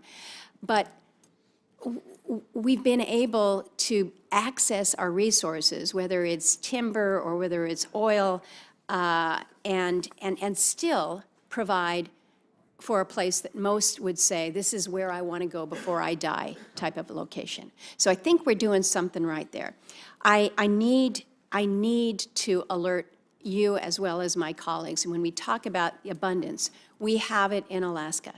But when you can't access it, we're now in a situation in my state, where in the south central portion, where we're pretty much, 75, 80% of the people actually are living in this region, where the energy, the natural gas that we have been relying on out of Cook Inlet is dwindling in its supply.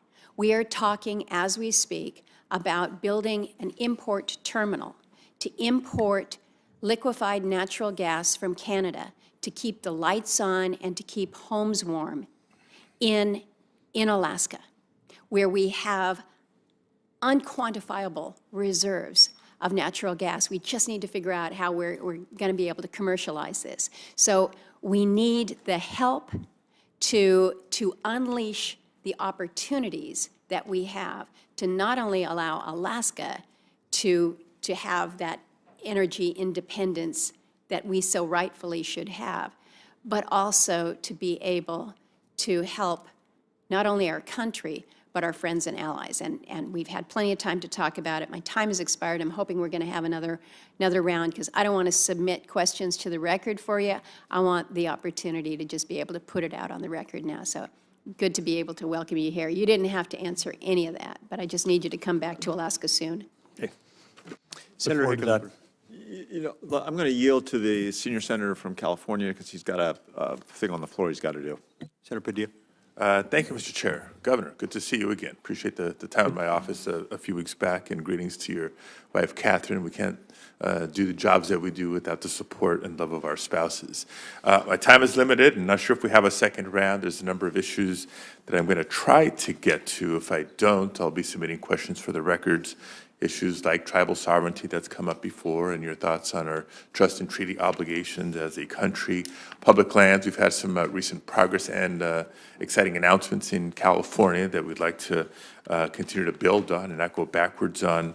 Try to get to some water system. But let me begin with some of the more urgent questions and issues.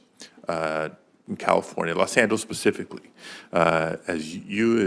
we've all seen the devastation of recent fires in Southern California. As we speak here today, more than 40,000 acres burned, 12,000 structures plus destroyed, more than 24 people who have perished. That number is probably going to grow. It's clear it's been one of the most destructive natural disasters in Los Angeles history. As governor, you had an experience, not at this scale, but in 2024, you requested a major disaster declaration to assist in the recovery from the historic wildfires that ravaged across northwest North Dakota. And President Biden, as I understand, approved it quickly and without conditions. Is that correct? Yes. So do you believe federal disaster aid should come with or without conditions? Well, I think it's each situation would vary. But first of all, let me just say that I want to extend, on behalf of Catherine and I, our empathy and sympathy to anybody that's lost their home, lost their lives, lost a loved one.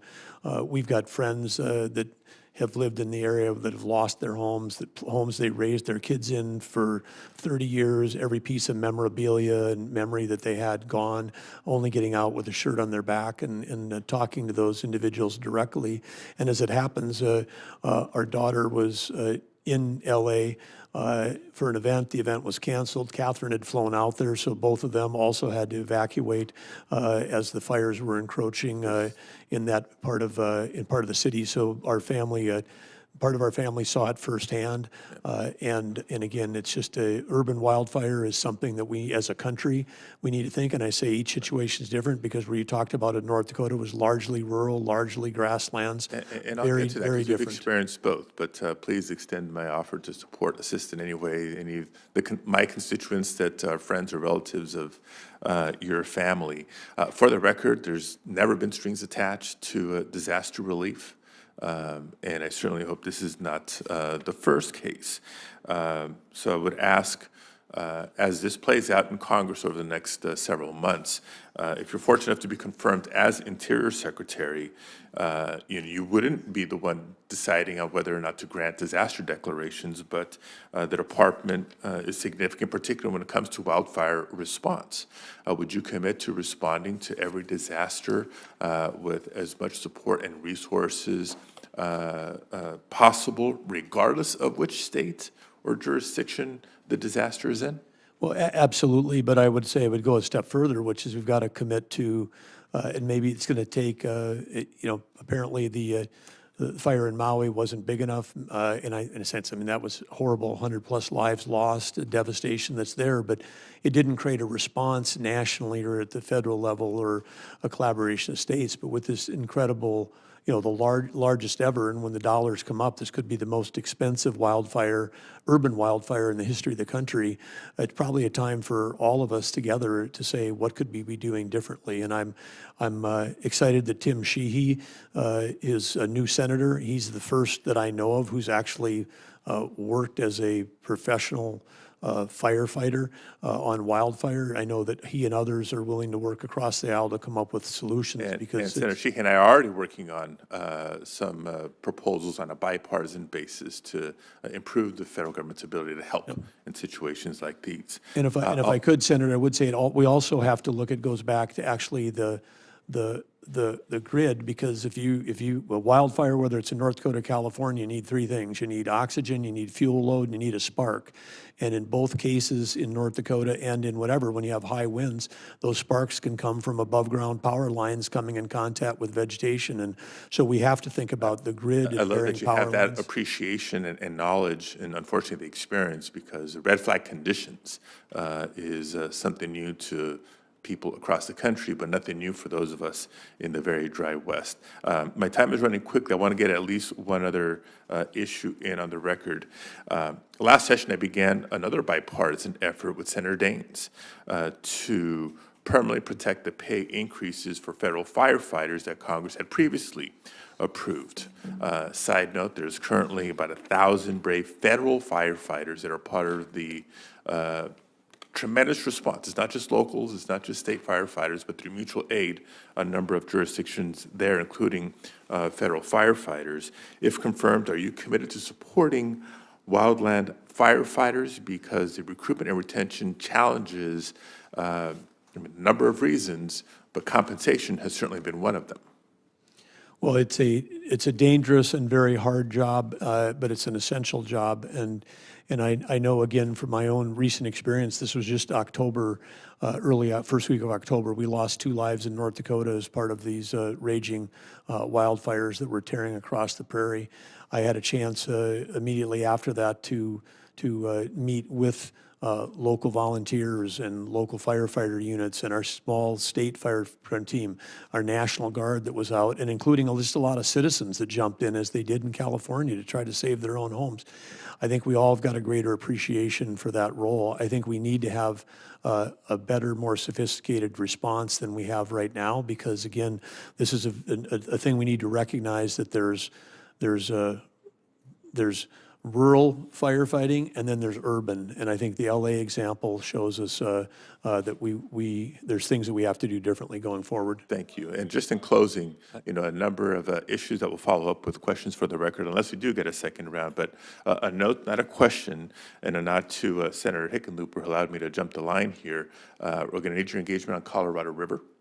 Some important negotiations that need to stay consensus-driven in the years ahead, and a recognition, again, tapping your experience as governor, that we need federal and state agencies working collaboratively to tackle resource issues, especially water. In California, we have both the Central Valley Project, which is a federal system, the State Water Project, which is a state system that are truly interconnected. And so I introduce that to you and look forward to working with you on the water management challenges that we'll have to address together going forward, particularly given the federal biological opinions that have been carefully crafted and need to be maintained. Thank you for your time. Senator Cassidy. Hey, this is Governor Burgum. Thanks for doing the job, man. We appreciate it. We both come from oil and gas producing states. One of my top priorities has been to use federal, state revenue sharing on oil and gas lands to help rebuild Louisiana's coastline. During the time of this hearing, we will have lost several football fields worth of Louisiana coastline, which of course makes us more vulnerable to a hurricane hitting our coast. And last Congress, I'm pleased to say that the RISE Act, which did that, passed by voice vote out of this committee. So I'm hoping we do that again. Can you briefly speak to the importance of revenue sharing to North Dakota, knowing that on federal lands in North Dakota, there's revenue that comes back to help mitigate whatever negative impact that drilling may have?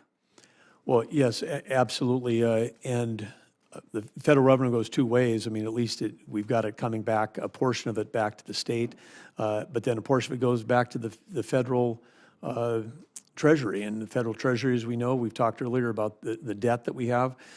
Responsible, sustainable, smart development, whether it's onshore or offshore, is of great benefit to conservation, in your case, coastline, but it also can help pay for other things. In our state, the revenues that are coming in are helping pay for education, healthcare, roads.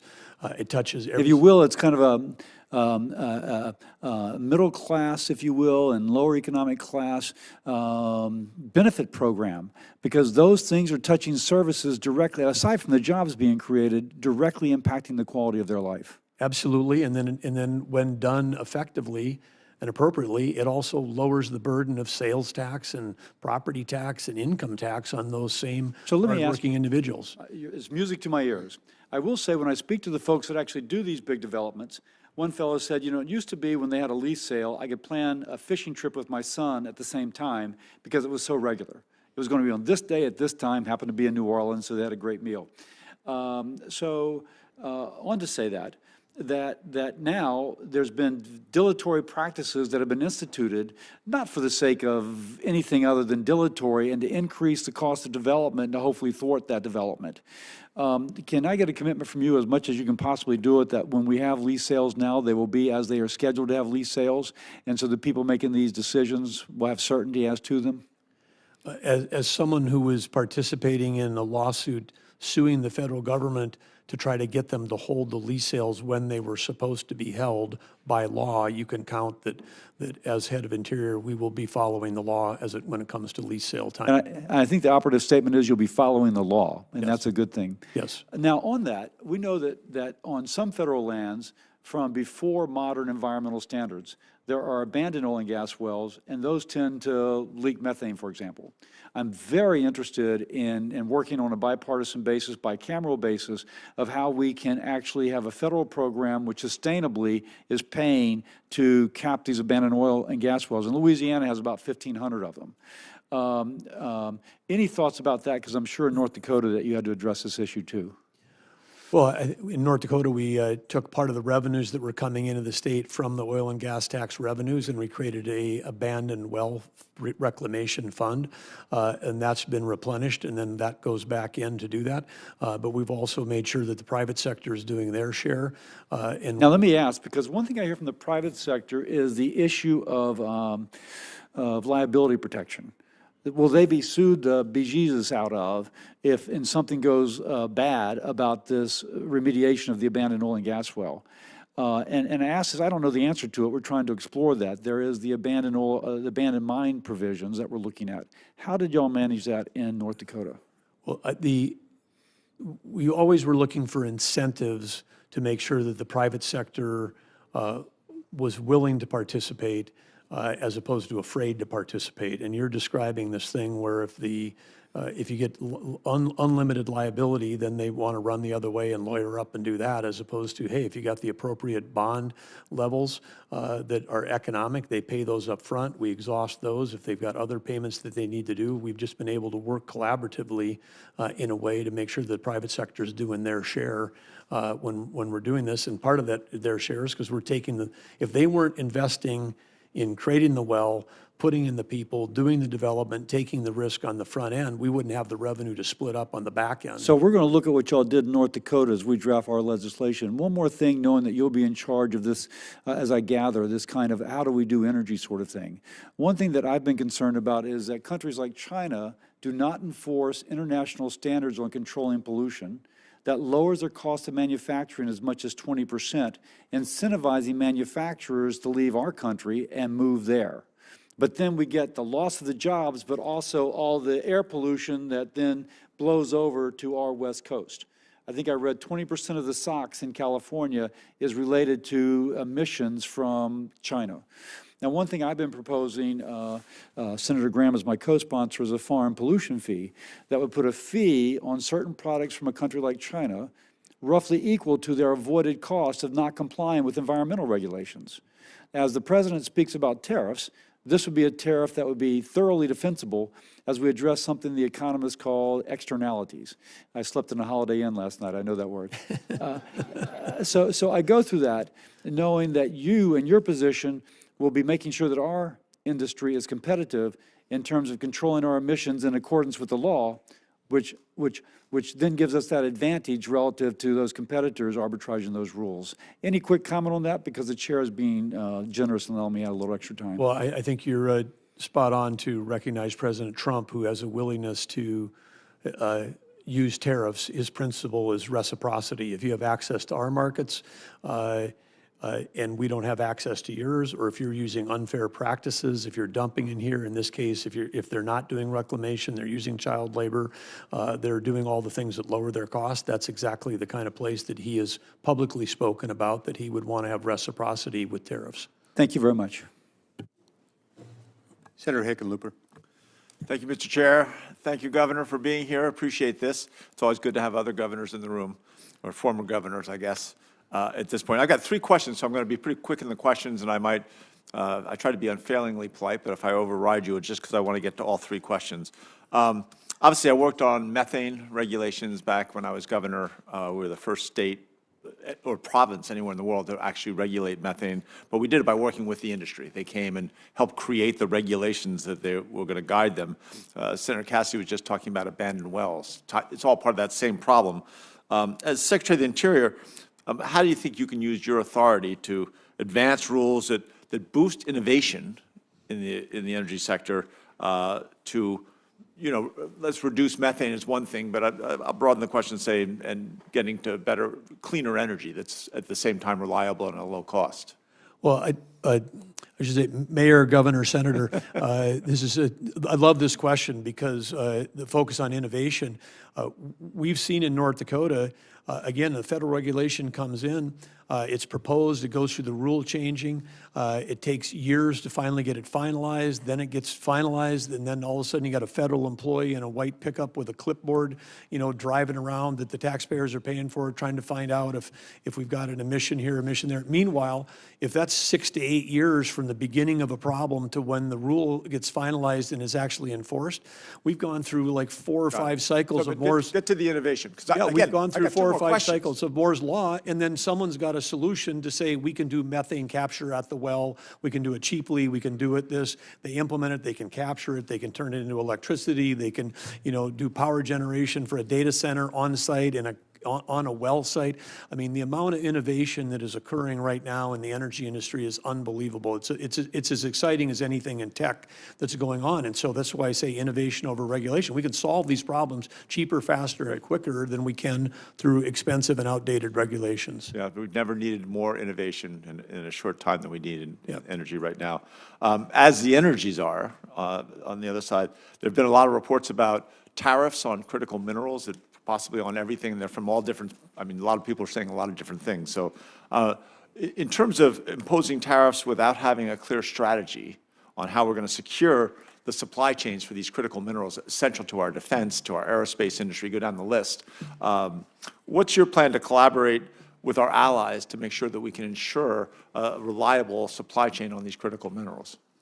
Well, I think the key there is allies, because we need to be, we have to have a security network of people that are truly our allies, and we have to be able to buy and sell from each other around these critical minerals. But right now, we've been, over the last 20 years, I mean, we were, as a nation, one of the great mining economies in the world 20 years ago. It's become a dirty word. You can hardly find a kid in college that wants to go into geology or geologic or Don't say, mining. you're hurting me.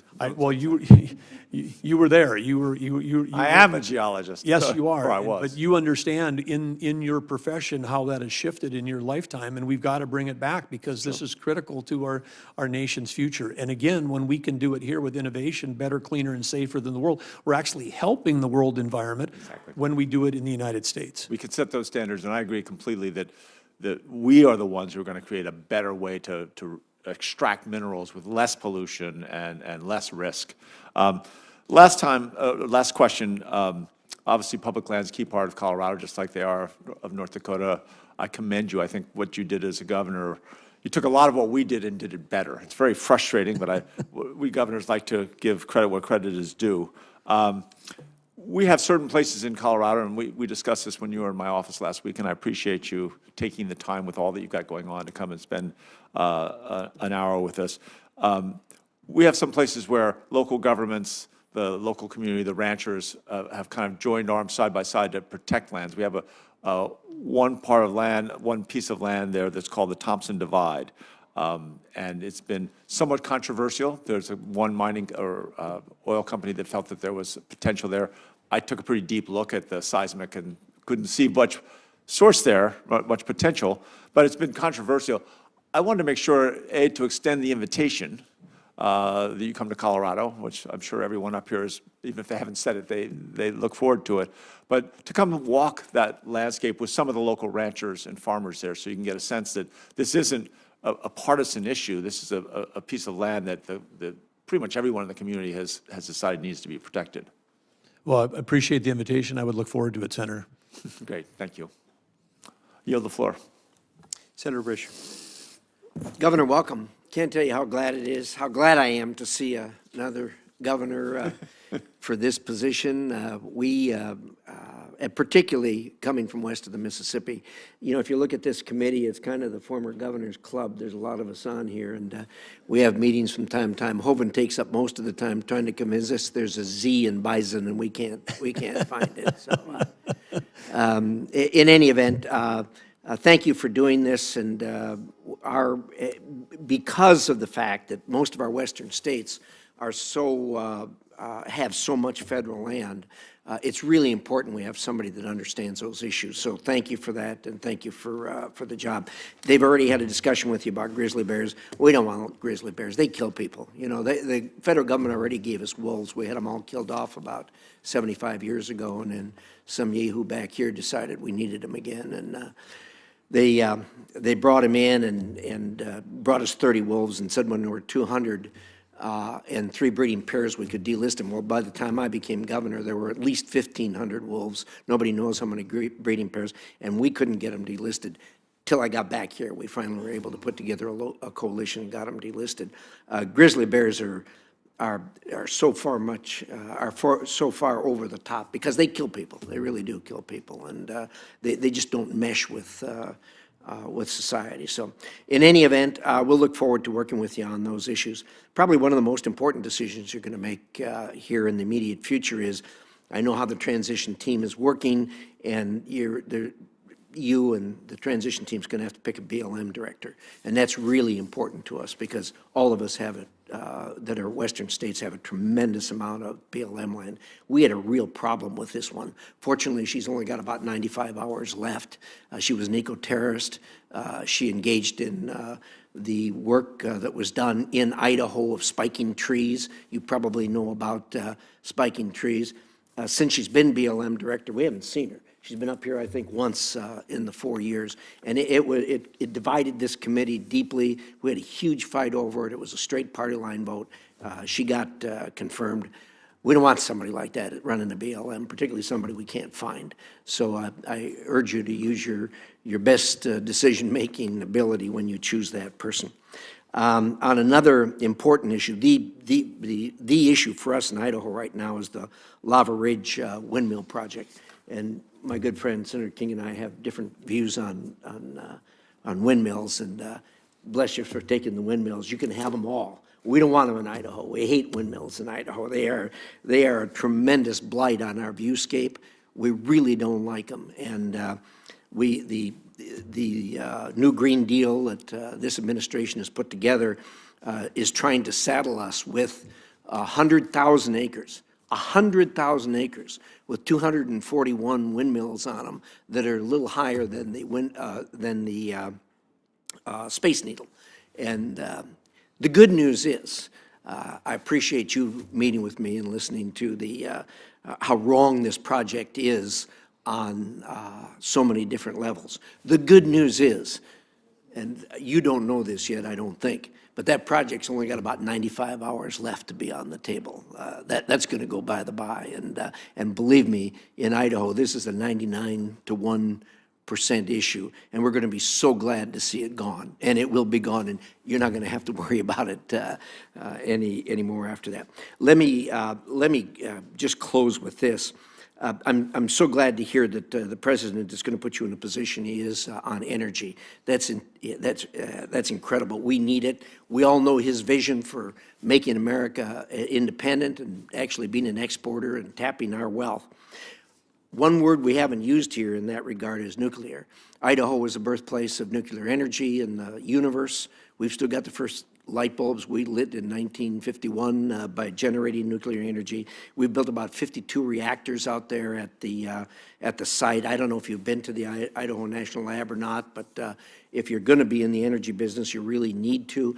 There's a tremendous resurgence of interest in nuclear. You know, the thing kind of went by the way after we had the unfortunate 3 Mile Island incident, but the renaissance in nuclear, not just in America, but around the world, is staggering. Coming off the drawing boards at INL and in the very near future are SMR, small modular reactors. It's going to be followed by the microreactors. That is going to change the world as far as energy is concerned.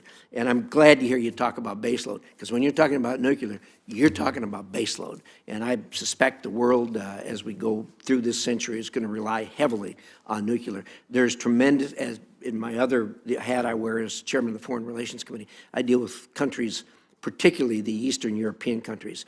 They're entering contracts, and it is a national security issue because we compete with China, with Russia, and to a degree France when these new projects are coming on board. So thank you for what you're doing. God bless you. We welcome you. Senator Gallego. Thank you. Governor, thanks again for joining me, and thank you for sitting down in my office, and appreciate our time together. We was kind of hit upon this, but one of the biggest interior-related issues is going to be the Colorado River. Arizona is at the heart of our national defense when it comes to ship making, agriculture, and food security, and of course home to the 5th largest and best city in the country. In addition, 22 of the 30 Colorado River Basin tribes are in Arizona. So rules governing the reductions of the Colorado River water expire at the end of 2026. And post-2026, operation conversations are still ongoing. The lower basin states have put forward a proposal for management of the Colorado River that shares the risk among all states. However, no agreement has been reached, and leading to potential conflicts within the basin, which of course we'd all like to avoid. Would you work with Arizona parties and my office so that any termination post-2026 is not overly burdensome to any one state and is consistent with the Colorado River Compact? Well, Senator, you bring up a really important issue, and this is with the 2026 date looming. coming forward. And of course, as you know, Interior does have some specific authorities relative to helping with the lower and upper basin. I would say, as a former chair of Western Governors, I know that this has been a battle that's going on as long as there have been people in the West. People are fighting over water in the West. My experience in North Dakota has been more on the Missouri River Basin, but also we've been in some deep battles with Canada because we've got two rivers that are in North Dakota that actually flow north into Canada, the Souris River and the Red River of the North. So whether it's international or the complexities of the Missouri, I've got some good understanding and good exposure to this, but I think you can count on that we're going to look for a collaborative solution that serves everyone. It's going to also, we're going to have to look for innovation on ways on the conservation side, because we can't make more water, but if we can use what we have wisely, that's going to look for the best solutions for all. But I appreciate that you're engaged in this. I know how important it is to Arizona and its economy. Thanks, Governor. In our meeting, we also discussed a lot about our tribal communities and tribal nations. I'm very glad you have good background and understanding and relationships with them. And we talked a lot about tribal law enforcement and some of the bills that I've put forward to increase tribal law enforcement. But unfortunately, we see just high rates of missing and murdered women, as well as other violent crimes. A lot of it is really due to a lack of tribal law enforcement and communications with our agencies that are supposed to be have oversight and collaboration. So, I've worked through my time in Congress to try and increase the funding for tribal law enforcement, but our federal budget cuts really put all that work at risk. So can you, tell me or think about, like, what is your plan to work collaboratively with Congress and tribes across the country on tribal law enforcement improvement efforts, and how do you plan to ensure that we can do this in a bipartisan manner? Well, I think there's nothing partisan about enforcing the law and protecting the citizens of the United States. And one of the great tragedies in our country is the lack of law enforcement on tribal lands, and the fact that we've got organized crime that is, preying on those the gaps. They're aware that the gaps are there, and whether it's the training centers. Senator Hoeven has been particularly supportive, along with Senator Kramer. We don't have enough training centers across the nation for the northern tribes or the southern tribes, so we need more recruiting, we need more staffing, we need lots of other things that are going on. But we also, you mentioned first time it's come up, but the missing and murdered Indigenous women. I mean, this is again an unseen tragedy in America. I think the FBI list is now over 6,000 unsolved cases, and I believe again that it is a complete tragedy. It seems if we lose a college student at spring break, it's a Netflix series and the whole nation knows her name personally. And then we have these same individual tragedies that happen over and over again in Indian country, and people aren't even aware that it's going on. So we've got to change our entire approach to this. And unfortunately, in the last 4 years, and thank you again for that, and I look forward to working with you on that, and I had a lot of extensive history on the House side on this. In the last 4 years, we've learned from reclamation that Glen Canyon Dam has some design flaws that limits its ability to pass water at lower elevations, which means we have to fix that dam and pretty soon, because we need the ability to essentially pass water around the dam if we actually obviously can't go through it, especially if the hydrology in the region gets worse. How would you make fixing the dam that delivers water to the Grand Canyon and the 30 million people downstream from that lower basin, and of course Mexico as part of our treaty obligations, a priority? Well, Senator, appreciate you bringing that to my attention. This is one issue I was not aware of about the Glen Canyon Dam deficiencies, but obviously with the Bureau of Reclamation being the second largest operator of hydroelectric dams in the country behind the Army Corps of Engineers, I'll quickly be meeting with the team if I have the privilege of being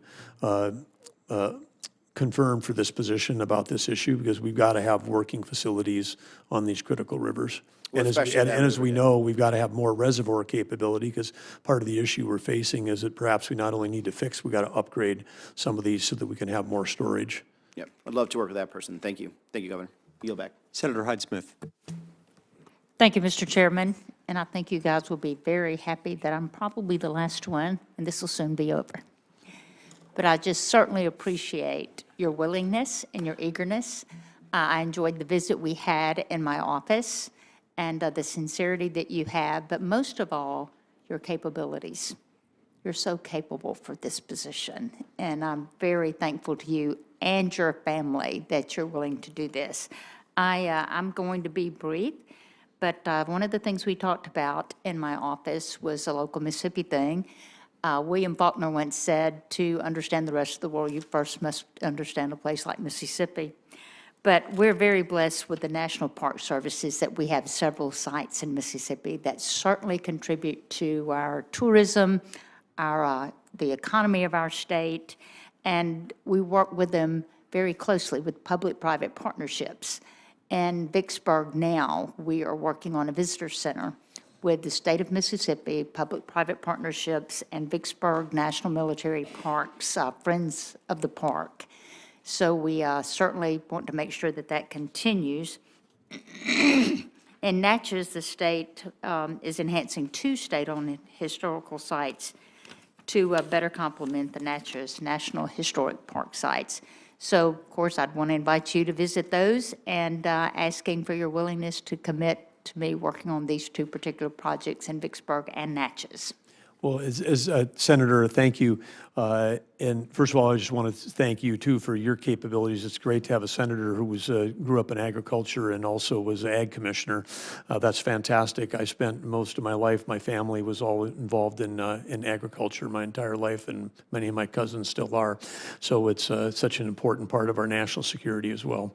But in terms of the national park thing, as we said earlier, we've got a big deferred maintenance issue, and we have a big opportunity. These are the precious spots out of the billions of acres of surface, subsurface, and offshore that we own. The national park is for Americans is a priority, and we need to take care of these sites, whether historic or others. And again, we have to make sure that they're capable of handling and supporting the visitors that want to see them. We know they're great for the local economy.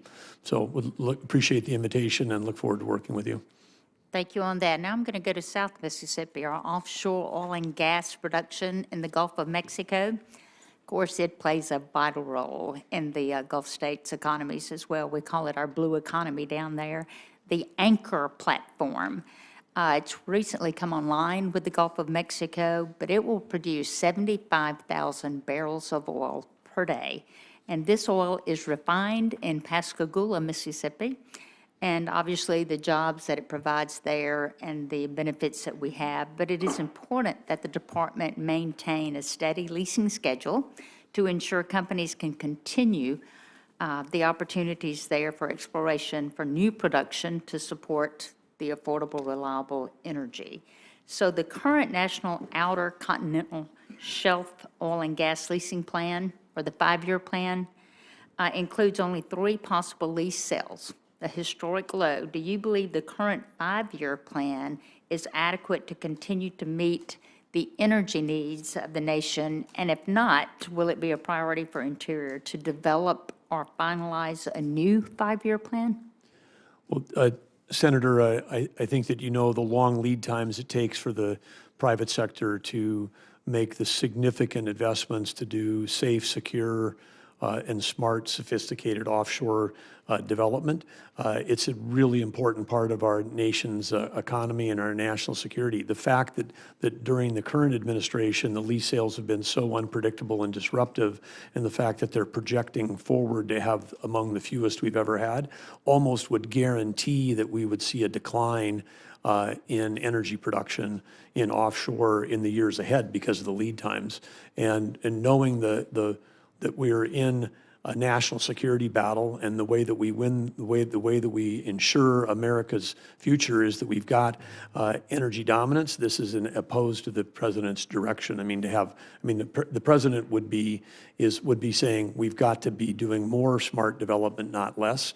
And as I stated earlier with one of the questions in North Dakota, we literally were suing the federal government because they were not holding the lawfully required lease sales. So getting lease sales to be regular, predictable, and at a level that allows us to maintain energy production in our country is a minimum standard for us. Thank you for those answers, and I cannot tell you how glad we are to have you. Thank you. Thank you, Senator.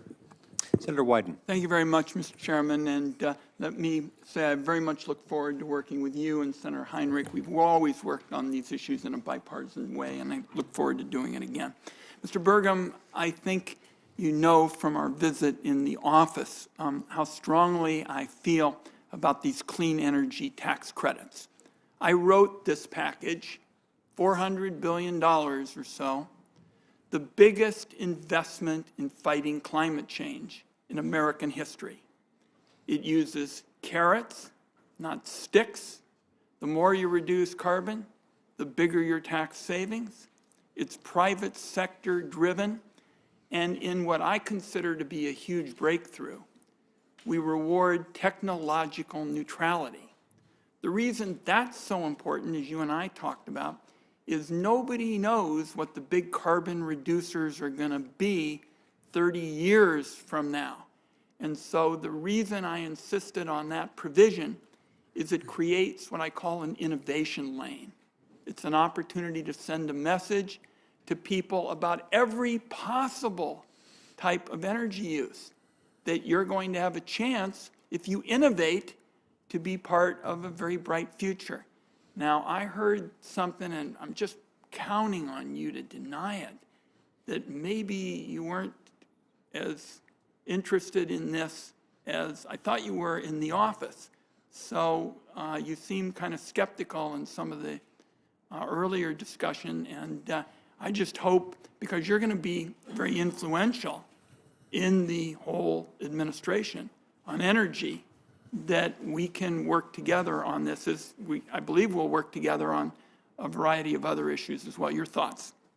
Well, Senator, I really enjoyed our discussion and the time and the extra time we spent together. And I, as I said then, would restate now that I think your principles are really sound about being, technology neutral, about having carrots versus sticks, and also about having, private sector versus just all government. I ought to quit while I'm ahead. Yeah, well, that was all good. I mean, it's all good stuff. I think if I don't know specifically other comments you may have heard, but I believe that these things may have been so successful as it relates to the electrical grid that have got now a significant imbalance in the amount of projects that are intermittent and not persistent, and we need to make sure for our country to be successful in the near term that we've got to get back to making sure that we've got the appropriate amount of base load to manage both of those things. Because if the sun's not shining, the wind's not blowing, and we don't have base load, then we got brownouts and blackouts. We got higher electric prices for every American. So it's the balance of trying to achieve that. And then the other point that I may have said today, which I would stand by, is that it's great that people thought, hey, let's put massive incentives around EVs, around electric vehicles, against fueled cars that have liquid fuels. But in America, if there's innovation neutrality in North Dakota, we're producing carbon negative barrel of oil. We're producing carbon neutral biofuels. I mean, America built 200,000 gas stations without a dime of public money or taxpayer incentives because the market created that. And we have got an opportunity to have innovation in an innovation lane around decarbonizing liquid fuels. But so we just have to make sure we have the balance, because we need it all. We need it all to win the competition we're going to win. Well, first of all, on the electric front, I'm very much of your view there. I mean, we have had big challenges in our part of the world. There's a transmission issue. The two pieces that are really left out is how to deal with electric and how to promote transmission. I'm very interested in working with you. I'm going to take, as I run back to the Finance Committee where we're talking about these issues, the view that you're open to continue working in this space rather than coming on in and just saying we're going to chuck it in the trash can, because I'm always interested in improving on something. I mean, the Founding Fathers said that a new Congress is never bound by absolutely everything from a past Congress. So I'm interested in improving it. But I'm going to take out of our discussion that you're open to working with me and others in a bipartisan way. At one point, this was a purely bipartisan kind of effort. We can talk about what happened, because I thought it was a question of who is going to get the credit. But I'm going to take out of here that you'll work with me. You can count on that I will, and you can also count on that I'm going to be anchored in two things. One is national security, so we shouldn't have incentives that enslave us to getting all of our critical minerals from a major power competitor like China. And then the other thing is you can count on is that I'm going to be focused on the economy and affordability, because if we can do something for $60 a ton versus $900 a ton, I'm going to choose the $60 a ton of avoided CO2. My time is out, but I'm going to say the idea of linking a lower carbon future with lower prices and the focus on national security is a kind of triangle with three sides that I can support, and I'd like to work with you on it. Thank you, Mr. Chairman. Thank you, Senator. Senator Barrasso. Thanks so much, Mr. Chairman. Governor, congratulations. Great to be with you again. Thanks for our time together. As you know, the federal government controls hundreds of millions of acres of land in the West. And you'd like to look at this committee in our home states. And the well-being, certainly in my home state of Wyoming, depends on strong leadership at the Department of Interior. The department must work with states and local communities to manage our resources in a way that works for the people that actually live on the land. And over the last 4 years, that has been a big problem, as we've seen an administration that seemed to just be punishing the West. The will of the people who depend on the land, live on the land, take care of the land was ignored the last 4 years. So, Governor, there's a long list of things that I believe must be fixed, and I'm going to ask for your help. Number one, the Rock Springs, Wyoming, the RMP, that stands for the Resource Management Plan, as you and I know, and those who are watching will know about now. The Bureau of Land Management finalized that just last month, December 2024. They did it not even a week after the governor of Wyoming submitted his appeal to the proposed plan, but they rushed out the door with this. This final plan is going to devastate the people of southwest Wyoming. It's going to lock up millions of acres of land that local communities in the entire state relies upon. The governor, our state legislature, the county commissioners, the local communities, all strongly oppose what the federal government is slamming down our throats. So will you commit to work with my office and the state to undo this disastrous plan? Senator, I'm familiar, having been governor till December 15th, because we had a similar experience in North Dakota of having plans like this pushed on the state of North Dakota. So, yeah, absolutely, you can count on me working with you. Great. In Wyoming, about 2/3 of our minerals under the land are owned by the federal government. About half of the surface land and 2/3 of the minerals under the land. That means that energy development in my state depends on cooperation from the Department of Interior. Wyoming's legislative leaders would benefit from meeting with you directly as they plan the state's energy future, and I'd like to ask you to commit to joining our Wyoming delegation as well as the Wyoming stakeholders to talk about the future. I would enjoy that very much, and I've enjoyed the relationship I had with Governor Matt Mead and now Governor Mark Gordon, that we've been on regular communication because there's been a lot of shared challenges between Wyoming and North Dakota. And both of those current governor and former governor speak with you with great appreciation, great admiration, and great respect. So look forward to that. Buffalo, Wyoming. Last year, the outgoing administration finalized a resource management plan for Buffalo, the Buffalo, Wyoming field office. This plan would ban new coal leasing in the Powder River Basin, which is the most energy-rich area in the country. We are America's energy breadbasket in Wyoming. This short-sighted decision is an insult to our communities and harmful for American energy security. If confirmed, would you work with me to reverse this plan? Absolutely, and I also know that and when we talk about critical minerals, that in that Powder River coal include many of the critical minerals that we need for defense, for technology, and for the future of this country. And so, rather than this blanket approach of trying to block that type of energy development, we need to be thinking about how innovation can help us solve multiple problems at once. I want to move now to oil and gas leases. The outgoing administration has a disgraceful record on oil and gas management. It blocked and looked at and locked and blocked our production just about every turn. It hasn't issued leases for a lease sale held over 4 years ago, and they still haven't issued the leases. And it deferred over 600,000 acres from leasing in Wyoming that were previously cleared for oil and gas production. If confirmed, will you work to quickly issue those leases and offer additional acres for leasing? Absolutely, and Senator, as I've stated before, North Dakota's faced the same what I view is absolutely, if there's a case in federal court, which I'm positive the ruling is going to be that the current administration, the Biden administration, did not follow the law relative to holding required lease sales. The next area is sage grouse. Wyoming is the home to a large population of greater sage grouse and its habitat. For over 15 years, Wyoming has been at the forefront of adopting new management approaches to protect the species. Our state has led successful efforts to balance conservation with economic development. Again, the Biden administration proposed to designate over 600,000 acres in Wyoming as, quote, areas of critical environmental concern. That's going to lock up thousands of acres in Wyoming, halting production and development across the state. Would you be willing to reopen the department's greater sage grouse management? I've been advised that the rule of decision came out this morning. I don't want to put myself into making a forward statement that would recuse, that I would have to recuse. But I would just say, for my time as chairman of Western Governors, I'm familiar with the use of designations to try to restrict energy development, even when you might have a species like the sage grouse that's neither on the endangered or the threatened list. I'll ask one final question, and you've done quite a bit on the grizzly bear already, so let me talk about federal grazing.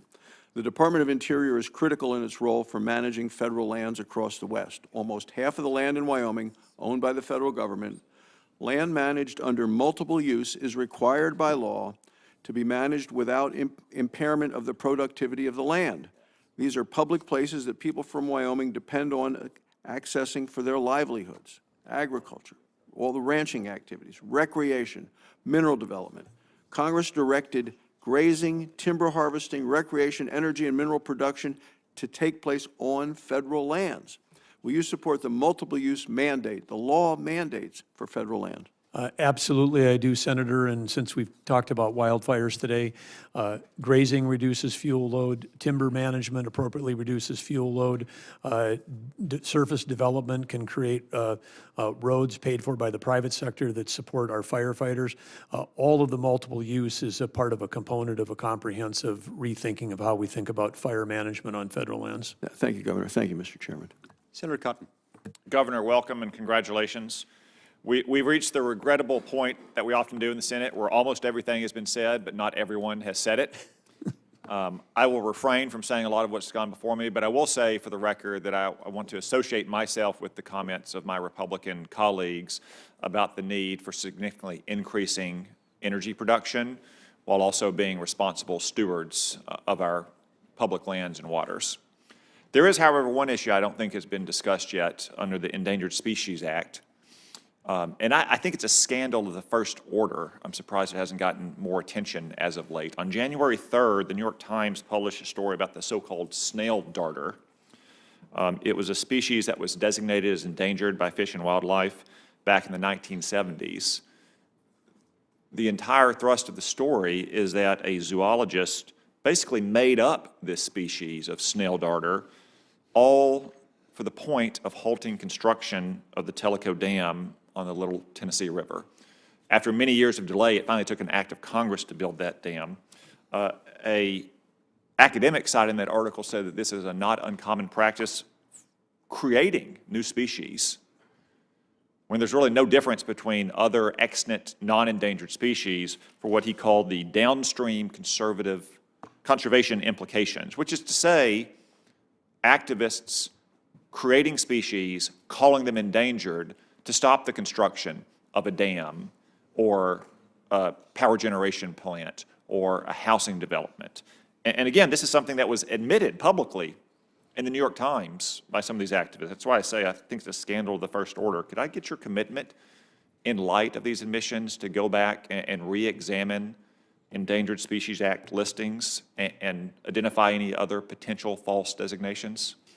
Senator Cotton, you raise a very important issue, which is the weaponization of federal rules, meant to actually protect wildlife, but to do it in a way where it's being used not to protect wildlife, but it's being used to stop legal activities like the multiple use scenario we were just talking about with Senator Barrasso. It's just a legal weapon, and it's used for fundraising. It's used for groups that are that are just trying to block our nation's progress. And so I agree with you completely. And you mentioned the New York Times. If that article was someplace else, but the fact that the New York Times wrote that article, I found to also be remarkable admission of at least one case where there was the abuse of the Endangered Species Act relative to its intended use. So yes, you can count, absolutely. Thank you. I appreciate that, because also I think not in light just of this public admission, but also the West Virginia case and the Loper-Bright case, there could be legal infirmity in a lot of our federal bureaucracy's past decisions. So I appreciate your willingness to take a look at that once you're on the job. Thank you very much. That concludes round one. We're going to do a quick round two with some follow-ups that a few members have asked. I want to talk to you briefly about the fact that public lands represent a massive public asset, and yet a lack of an accurate valuation is something that we don't have, and that undermines informed decision-making about their use and their management. What steps would you take, if confirmed as Secretary, to improve the transparency in this area and ensure federal land valuations reflect their value to the American people? Well, I would just say on this idea that what I'll call America's balance sheet is something that the Trump administration has quite a bit of enthusiasm in discussions with Treasury nominee Scott Bessent, Commerce nominee Howard Lutnick, and even Speaker Mike Johnson called me a few weeks ago and said, hey, what's this American balance sheet idea? I mean, I think for our standing in the world, for us to talk nonstop about what our liabilities are, we should also be fluent, just as any business would be, to be able to talk about what our assets, and the assets of this country, I think, outpace any place in the world because of the care that we've given, in particular to the public lands, the surface, the subsurface, and the offshore. And we've proven time and time again that we can do it better, cleaner, and safer than anyone else here. If I'm a timber company and I own timber land and it's not been harvested, I put that on my balance sheet. If I've got timberland and I've planted young trees, I put it on my balance sheet at a different valuation. When we protect U.S. lands and then don't cut a tree and then they burn down, we not only produce enormous amounts of emissions and enormous amounts of carbon, but we also have effectively wasted the public's asset. And I think it's part of our duty in the role, if I have the privilege of being nominated here, but all of us as elected officials, to make sure that we're getting a return on the nation's balance sheet for the benefit and the use of the American people. Great. So understanding that number, I think, is key. I would just say one last thing. People say, oh, it's going to be really hard. It's really hard to develop it. We did this in North Dakota. When I took office, they said, well, we have no way of knowing what our undeveloped minerals are. And we found a young software company that was able to figure out precisely what the future value of every one of the wells in North Dakota on public land would be worth.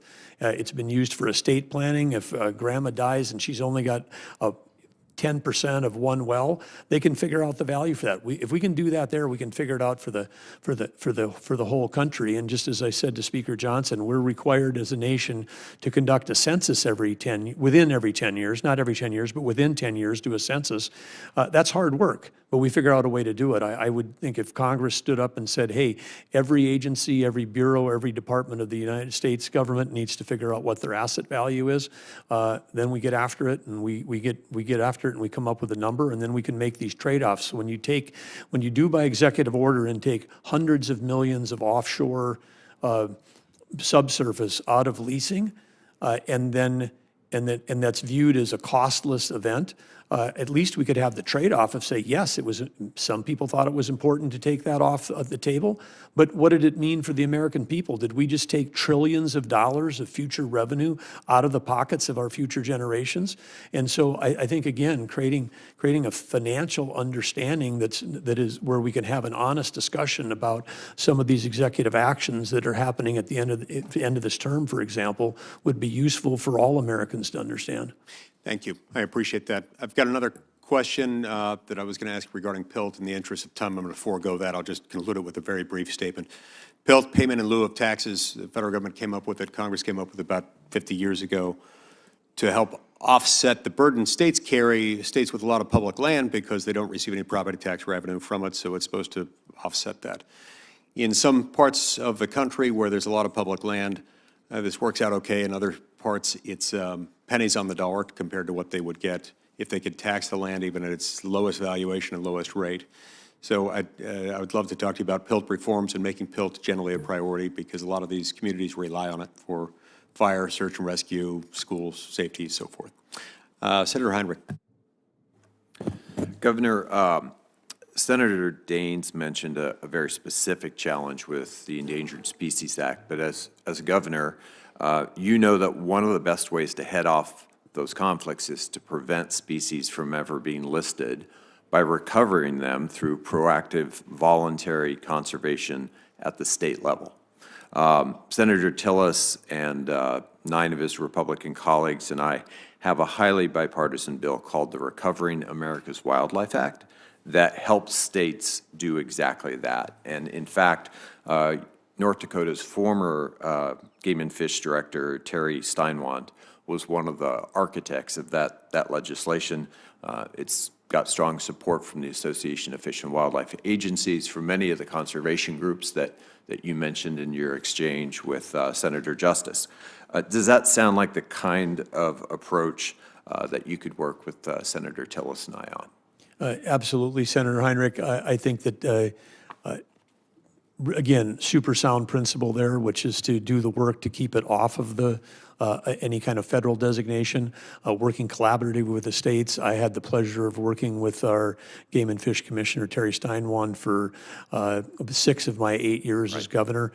He had almost a 40-year career in wildlife management. It's people like that I know and respect across all the states. I know you've got them in New Mexico. I know we've got them in Utah. I mean, the people that work in game and fish at the state level that are working on these things. I haven't met somebody from the federal level that flies into North Dakota that cares more about the soil, the air, the water, the fish, the wildlife than the people that we have at the state level. And we should just, this sounds like you're entrusting this back to the states, and that's where it belongs.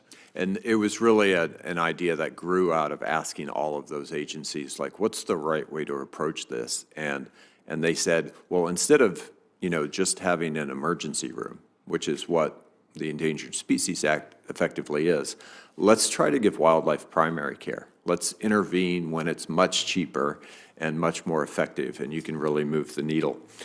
You and I talked a little bit about tribal water settlements. Those are incredibly important for water certainty in the West, especially with all the conflicts we have, not just in the Colorado Basin, but also in the Rio Grande Basin and other western basins. If you're confirmed, will you commit to continuing the department's work to both resolve legal claims around tribal water settlements, but also just implement the existing water settlements that have already been made? Well, you've got my commitment to work on those important issues. Great. I'm going to make one other quick statement. I know you heard from my friend and colleague from Idaho, and we've done some great work together on cleaning up abandoned mines. We don't necessarily agree on wind generation, but I would simply remind you that onshore wind is in that basket of multiple use, and so you can always hold it to the same standard as oil and gas, but you can't legally, at least, unilaterally deny legally permitted wind generation. So with that, thank you for all of your answers today. Senator King. Thank you, Mr. Chairman.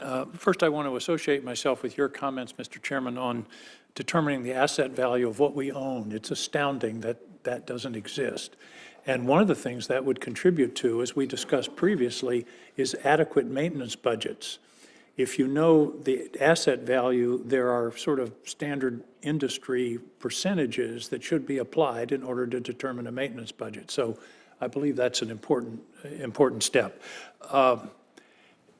I presume you believe climate change is a problem. Is that correct? Yeah, I believe that climate change is a global phenomenon, for sure. I noted the biographical material that in 2021 as governor, you set a goal for North Dakota of carbon neutrality by 2030 to be achieved in a variety of ways. And as you mentioned, you've really worked hard on the carbon neutrality of fossil fuel extraction and fossil fuel use. I'm a little worried today, though, you keep distinguishing between intermittent and baseload. Would you agree that renewable resources, solar and wind, for example, can be developed if they are adequately, if they can be integrated into the grid in a safe and reliable way? Yes, they can, and it's not for me personally for any political reasons that I distinguish. It's just because of physics, the physics of the grid. If we don't have enough base load, and it's the base load that we have that's allowed our nation to make the investments into the intermittent. I don't want the word, in a former life, I developed both base load and intermittent resources. I don't want the word base load to be code for no renewables. That's not what you're saying, is it? No, we need a balance, but they cannot, the intermittent, if you want to call them renewables, is used as a positive word, but this is a fact of life, is they're intermittent. And when they're intermittent, until we have storage solutions, and we're years away from having significant enough cost-effective storage to support that, we need to have the base load, or the intermittent doesn't even have a life. But it can be integrated. In your case in North Dakota, 35% of your electricity comes from wind power. I presume your grid works. Well, it's super stressed as it is around the country. We're in parts of two grids. We're part of MISO going east, and we're part of SPP going west. And you can have days when the rated capacity is 30, but you got a day when the wind's blowing. The wind's blowing so hard it drives all the base load off of production. And then the next day it's 20 below and there's no wind blowing, and we got no wind, and then you got to like crank up the base load again. And so that's one of the most important reasons that we've talked about innovation. We need to work on storage. You would agree, I think, that renewables or intermittents, whatever you want to call them, plus storage equals baseload. Yes, but right now at a much higher cost. And so then, of course, we want to not only have it be reliable, we also want to have it be affordable. And so that's part of what we have to look at as a nation, is what cost are we willing to take on to try to achieve those goals. And I believe in, if it's all of the above, if we can decarbonize traditional fuels cheaper than we can subsidize some of the renewables, then that should be looked at fairly and equitably and economically, because that's a better path forward for every citizen if we can do it more affordably. I wouldn't disagree with that, but we've talked a lot about innovation, and I'm a great believer in American innovation. And the cost, for example, of solar panels has gone from, I don't know, $70 a kilowatt down to 70 cents. I mean, battery storage, for example, in Maine, there is a project underway for an 85 megawatt, 100-hour grid scale storage at a reasonable cost, because it's not based on lithium ion, or it's based on iron. And so if we're moving into a period where innovation, I believe, will bring storage down. And of course, as you know, wind and solar are the cheapest forms of energy today on a levelized basis, understanding that storage and backup is part of that calculation. But I hope that you'll work with the Department of Energy. Mr. Wright was here yesterday, and one of his business interests was in geothermal and batteries. So I just, when I hear base load used sometimes in these contexts, it sounds like no more renewables. I don't think that's a sustainable path for this country, and it's certainly not a way of meeting the challenge of climate change, which you've acknowledged is a serious one.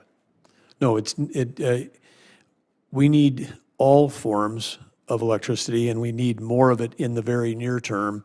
And so this is not about one versus the other. This is about how do we drive forward and increase the amount of electricity we have in the country. So I'm a both.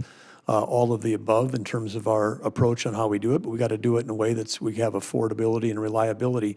On the storage side, there is a future, but having been in tech for 30 years, batteries get better at about 2% a year, and that's what it's been for 30 or 40 years. And there's no breakthrough that's coming. Yes, it's improving, but it's not like the microchip, which doubles in power. It may not be Moore's law, but I think the amount of resources that are going into this research at the Department of Energy and in other places, and the development of this iron-based grid scale storage, there are opportunities for significant baseloads.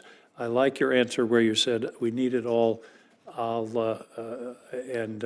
appreciate having that on the record. Yeah. Thank you very much, Governor. Appreciate you having. Thank you, Senator. being with us. Senator Hickenlooper. I ran down the hall to get here. I didn't want to miss my chance for a second question, second round of questions. And again, thank you for your service as a governor and all the way through your career. You've shown a real inclination both through your government service, but through your philanthropy to engage in the community and to go to the community. I think the letters from the tribes and what I've heard from our tribes in Colorado, that you are held in very, very high esteem, I think, across this country. And I think that's going to be a powerful thing. I have one curious question. I think they're still doing it with the Western Governors Association. Do they still meet with the Secretary of the Interior in December, or did they stop doing that? There's been a tradition to meet with the Secretary of Interior when they have their annual meeting in Washington, D.C., which is usually in late January, early February, and I would look forward to having the opportunity for that invitation. If you know anybody there that could be, send me one. Well, just, I knew that other governors are watching our discussion, so I want to make sure I got that out there. I think your own Governor Polis may be the current chair, so maybe This you governor put it in thing's getting kind of thick, isn't it? Well, it's distilled down pretty much just us left. I want to talk a little bit about the Colorado River, and it's at least it's a 25-year drought, but a longer-term drought, and we're able to go back. This is the geologist in me, but there's sediments throughout the Grand Canyon that can be correlated, and this appears to be the worst drought in 10,000 years. I mean, this is a serious drought, and you've got 40 million people that depend on this, and we've been working aggressively with the lower basin states and the upper basin states. And one of the things I was, even before you began running for the highest office, the work that you did around water in North Dakota, where roughly the largest investments in water infrastructure ever, but half of it was for making sure you got clean water, and half of it was to make sure you were protecting against flood, I thought was a great model for what the Department of Interior would have. And I think you have to kind of look at the Colorado River in that sense too. I think that the Bureau of Reclamation plays a significant role there, but I think a strong leader being able to find and incentivize those innovations of how do we make sure we're saving water and doing more with the water that we have rather than fighting over it. And there's a long tradition in the West of whiskeys for drinking, waters for fighting, as we said last week. Anyway, to speak a little bit about that, of how you look at of kind of working with the Colorado River, but there are a whole number of river basins that are in drought right now. Yes, and we've got a tremendous water resource in this country. When we think about the Great Lakes, you think about the Columbia, you think about the Yukon, the Mississippi sometimes is flooding when the Colorado's in drought. We just maybe don't have it all in the right places at the right time, and where we've got population centers. And so I think, again, with smart planning, innovation, collaboration, when we've been successful in North Dakota with private-public partnerships, it's included, solutions, again, with great help from Senator Hoeven, playing a huge role on the federal. I mean, one of the projects we have there is a couple $2 billion. It's a third federal, it's a third local with a local sales tax, huge buy-in locally, and then the state stepping up and participating. So, and when we did that together, this project's going to get done in 6.5 or 7 years, as opposed to 20 or 25 or never. With something, because we have that experience in North Dakota too. We got water projects at the federal level that were started in the 1960s that still haven't fulfilled their full mission. Right. So anyway, I think there's an opportunity to work together to come up with solutions. And that timeliness does magnify what can get done. The Bureau of Reclamation has done a lot of work in Colorado, I think across the West, and I think I'm universal that I haven't heard a single senator, Republican or Democrat, complain about how they've approached this. They have a bunch of projects that are midway, and I'm hopeful that I know there's going to be, there's a lot of talk about a tax cut and a lot of talk about how they're going to pay for that tax cut. Hopefully we can protect those funds that have been committed to various water projects, because the worst thing you can have, and this has happened to Colorado 2 or 3 times over the past several decades, where you get halfway out, you're building something, and then all of a sudden the support goes away. Yeah, agree. Having a secure and predictable forms of capital for these projects. When you have the instability, the uncertainty, then the people that are bidding on the projects bid higher. They have to take out more risk on their side. Their insurance companies that are supporting them on the private side say, don't do this. When we were able to go to the private-public partnership and we could create certainty that they would have the permits, that lowered the cost dramatically, and not only the time to get it done, but it also lowered the cost. It's music to my ears, and we agree completely. So we'll remember this conversation 3 years from now, and I'm sure who knows what the future will bring. But I appreciate that commitment to the long-term solutions. I think that is necessary on almost every level in this country. Great, thank you, Senator. Thank you, Senator Hoeven. Thank you, Mr. Chair. One quick item for the record. As you know, I've passed legislation to keep horses in the Theodore Roosevelt National Park. I'm a horse fan. You and your wife are horse fans. I just want to know that you'll commit to the record to continue to work on that very important issue with me. Absolutely. For the record, people should know that as popular as Senator Hoeven is in our state, the horses in the national park have even more followers on social media than he does. Yeah, no question. And then just one final item. I think you've demonstrated to both sides of the aisle your absolute willingness to work with everybody to achieve good outcomes and a good outcome for this country. And that's exactly what we want in somebody that goes into these important positions. And so thank you to Catherine. And then just if there's anything for the record that you want to add to the record, I would just give you this opportunity before turning things back to the chairman. And again, I want to thank both the chairman and the ranking member as well. Well, the only thing I would do quickly is close with gratitude to Chairman Lee and Ranking Member Heinrich. Thank you for your time ahead of time. Thank you for making your members available to me for meetings ahead of time. And thanks for this great dialogue and discussion today. I've received a lot of invitations from members to come and visit. I would be remiss if I didn't, before I leave, to extend an invitation on behalf of Senator Hoeven, Senator Kramer, and myself to come to the grand opening of the Theodore Roosevelt Presidential Library and Museum, which is an opportunity to tell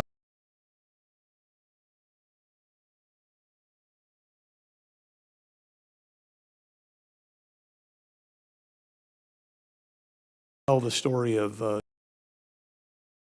conservation that really began during the time when Theodore Roosevelt spent time in North Dakota. His wife and his mother tragically died on the same day in the same house, on Valentine's Day of 1884, and he had a newborn infant daughter that was 2 days old. He handed that off to his sister, and he got on the train, and he was deeply despondent and went west and remade himself from the he'd had a childhood that was full of sickness, and he went from a sickly Easterner and became a rough and tumble Westerner cowboy, learned the hard way out there with a lot of time in the saddle, and built the Elkhorn Ranch. And from then he developed his thoughts about conservation in this country. And we know the story that went from there. That led him to become the Rough Rider that he was, that propelled him into becoming a governor, formed the National Governors Association, saved football. I mean, now the largest viewed sport. And the NCAA was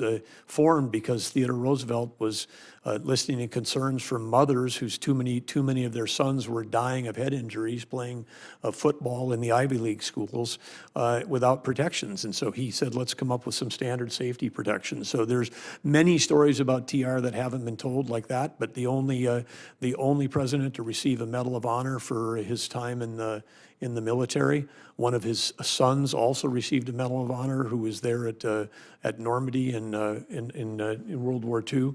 But incredible story, and of course Nobel Peace Prize that he received for negotiating the settlement between Russia and Japan.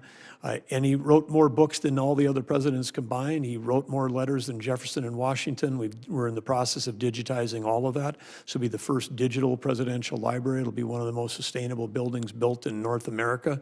And it's in the heart of the Badlands that he loved, at a gateway community that goes into the Theodore Roosevelt National Park.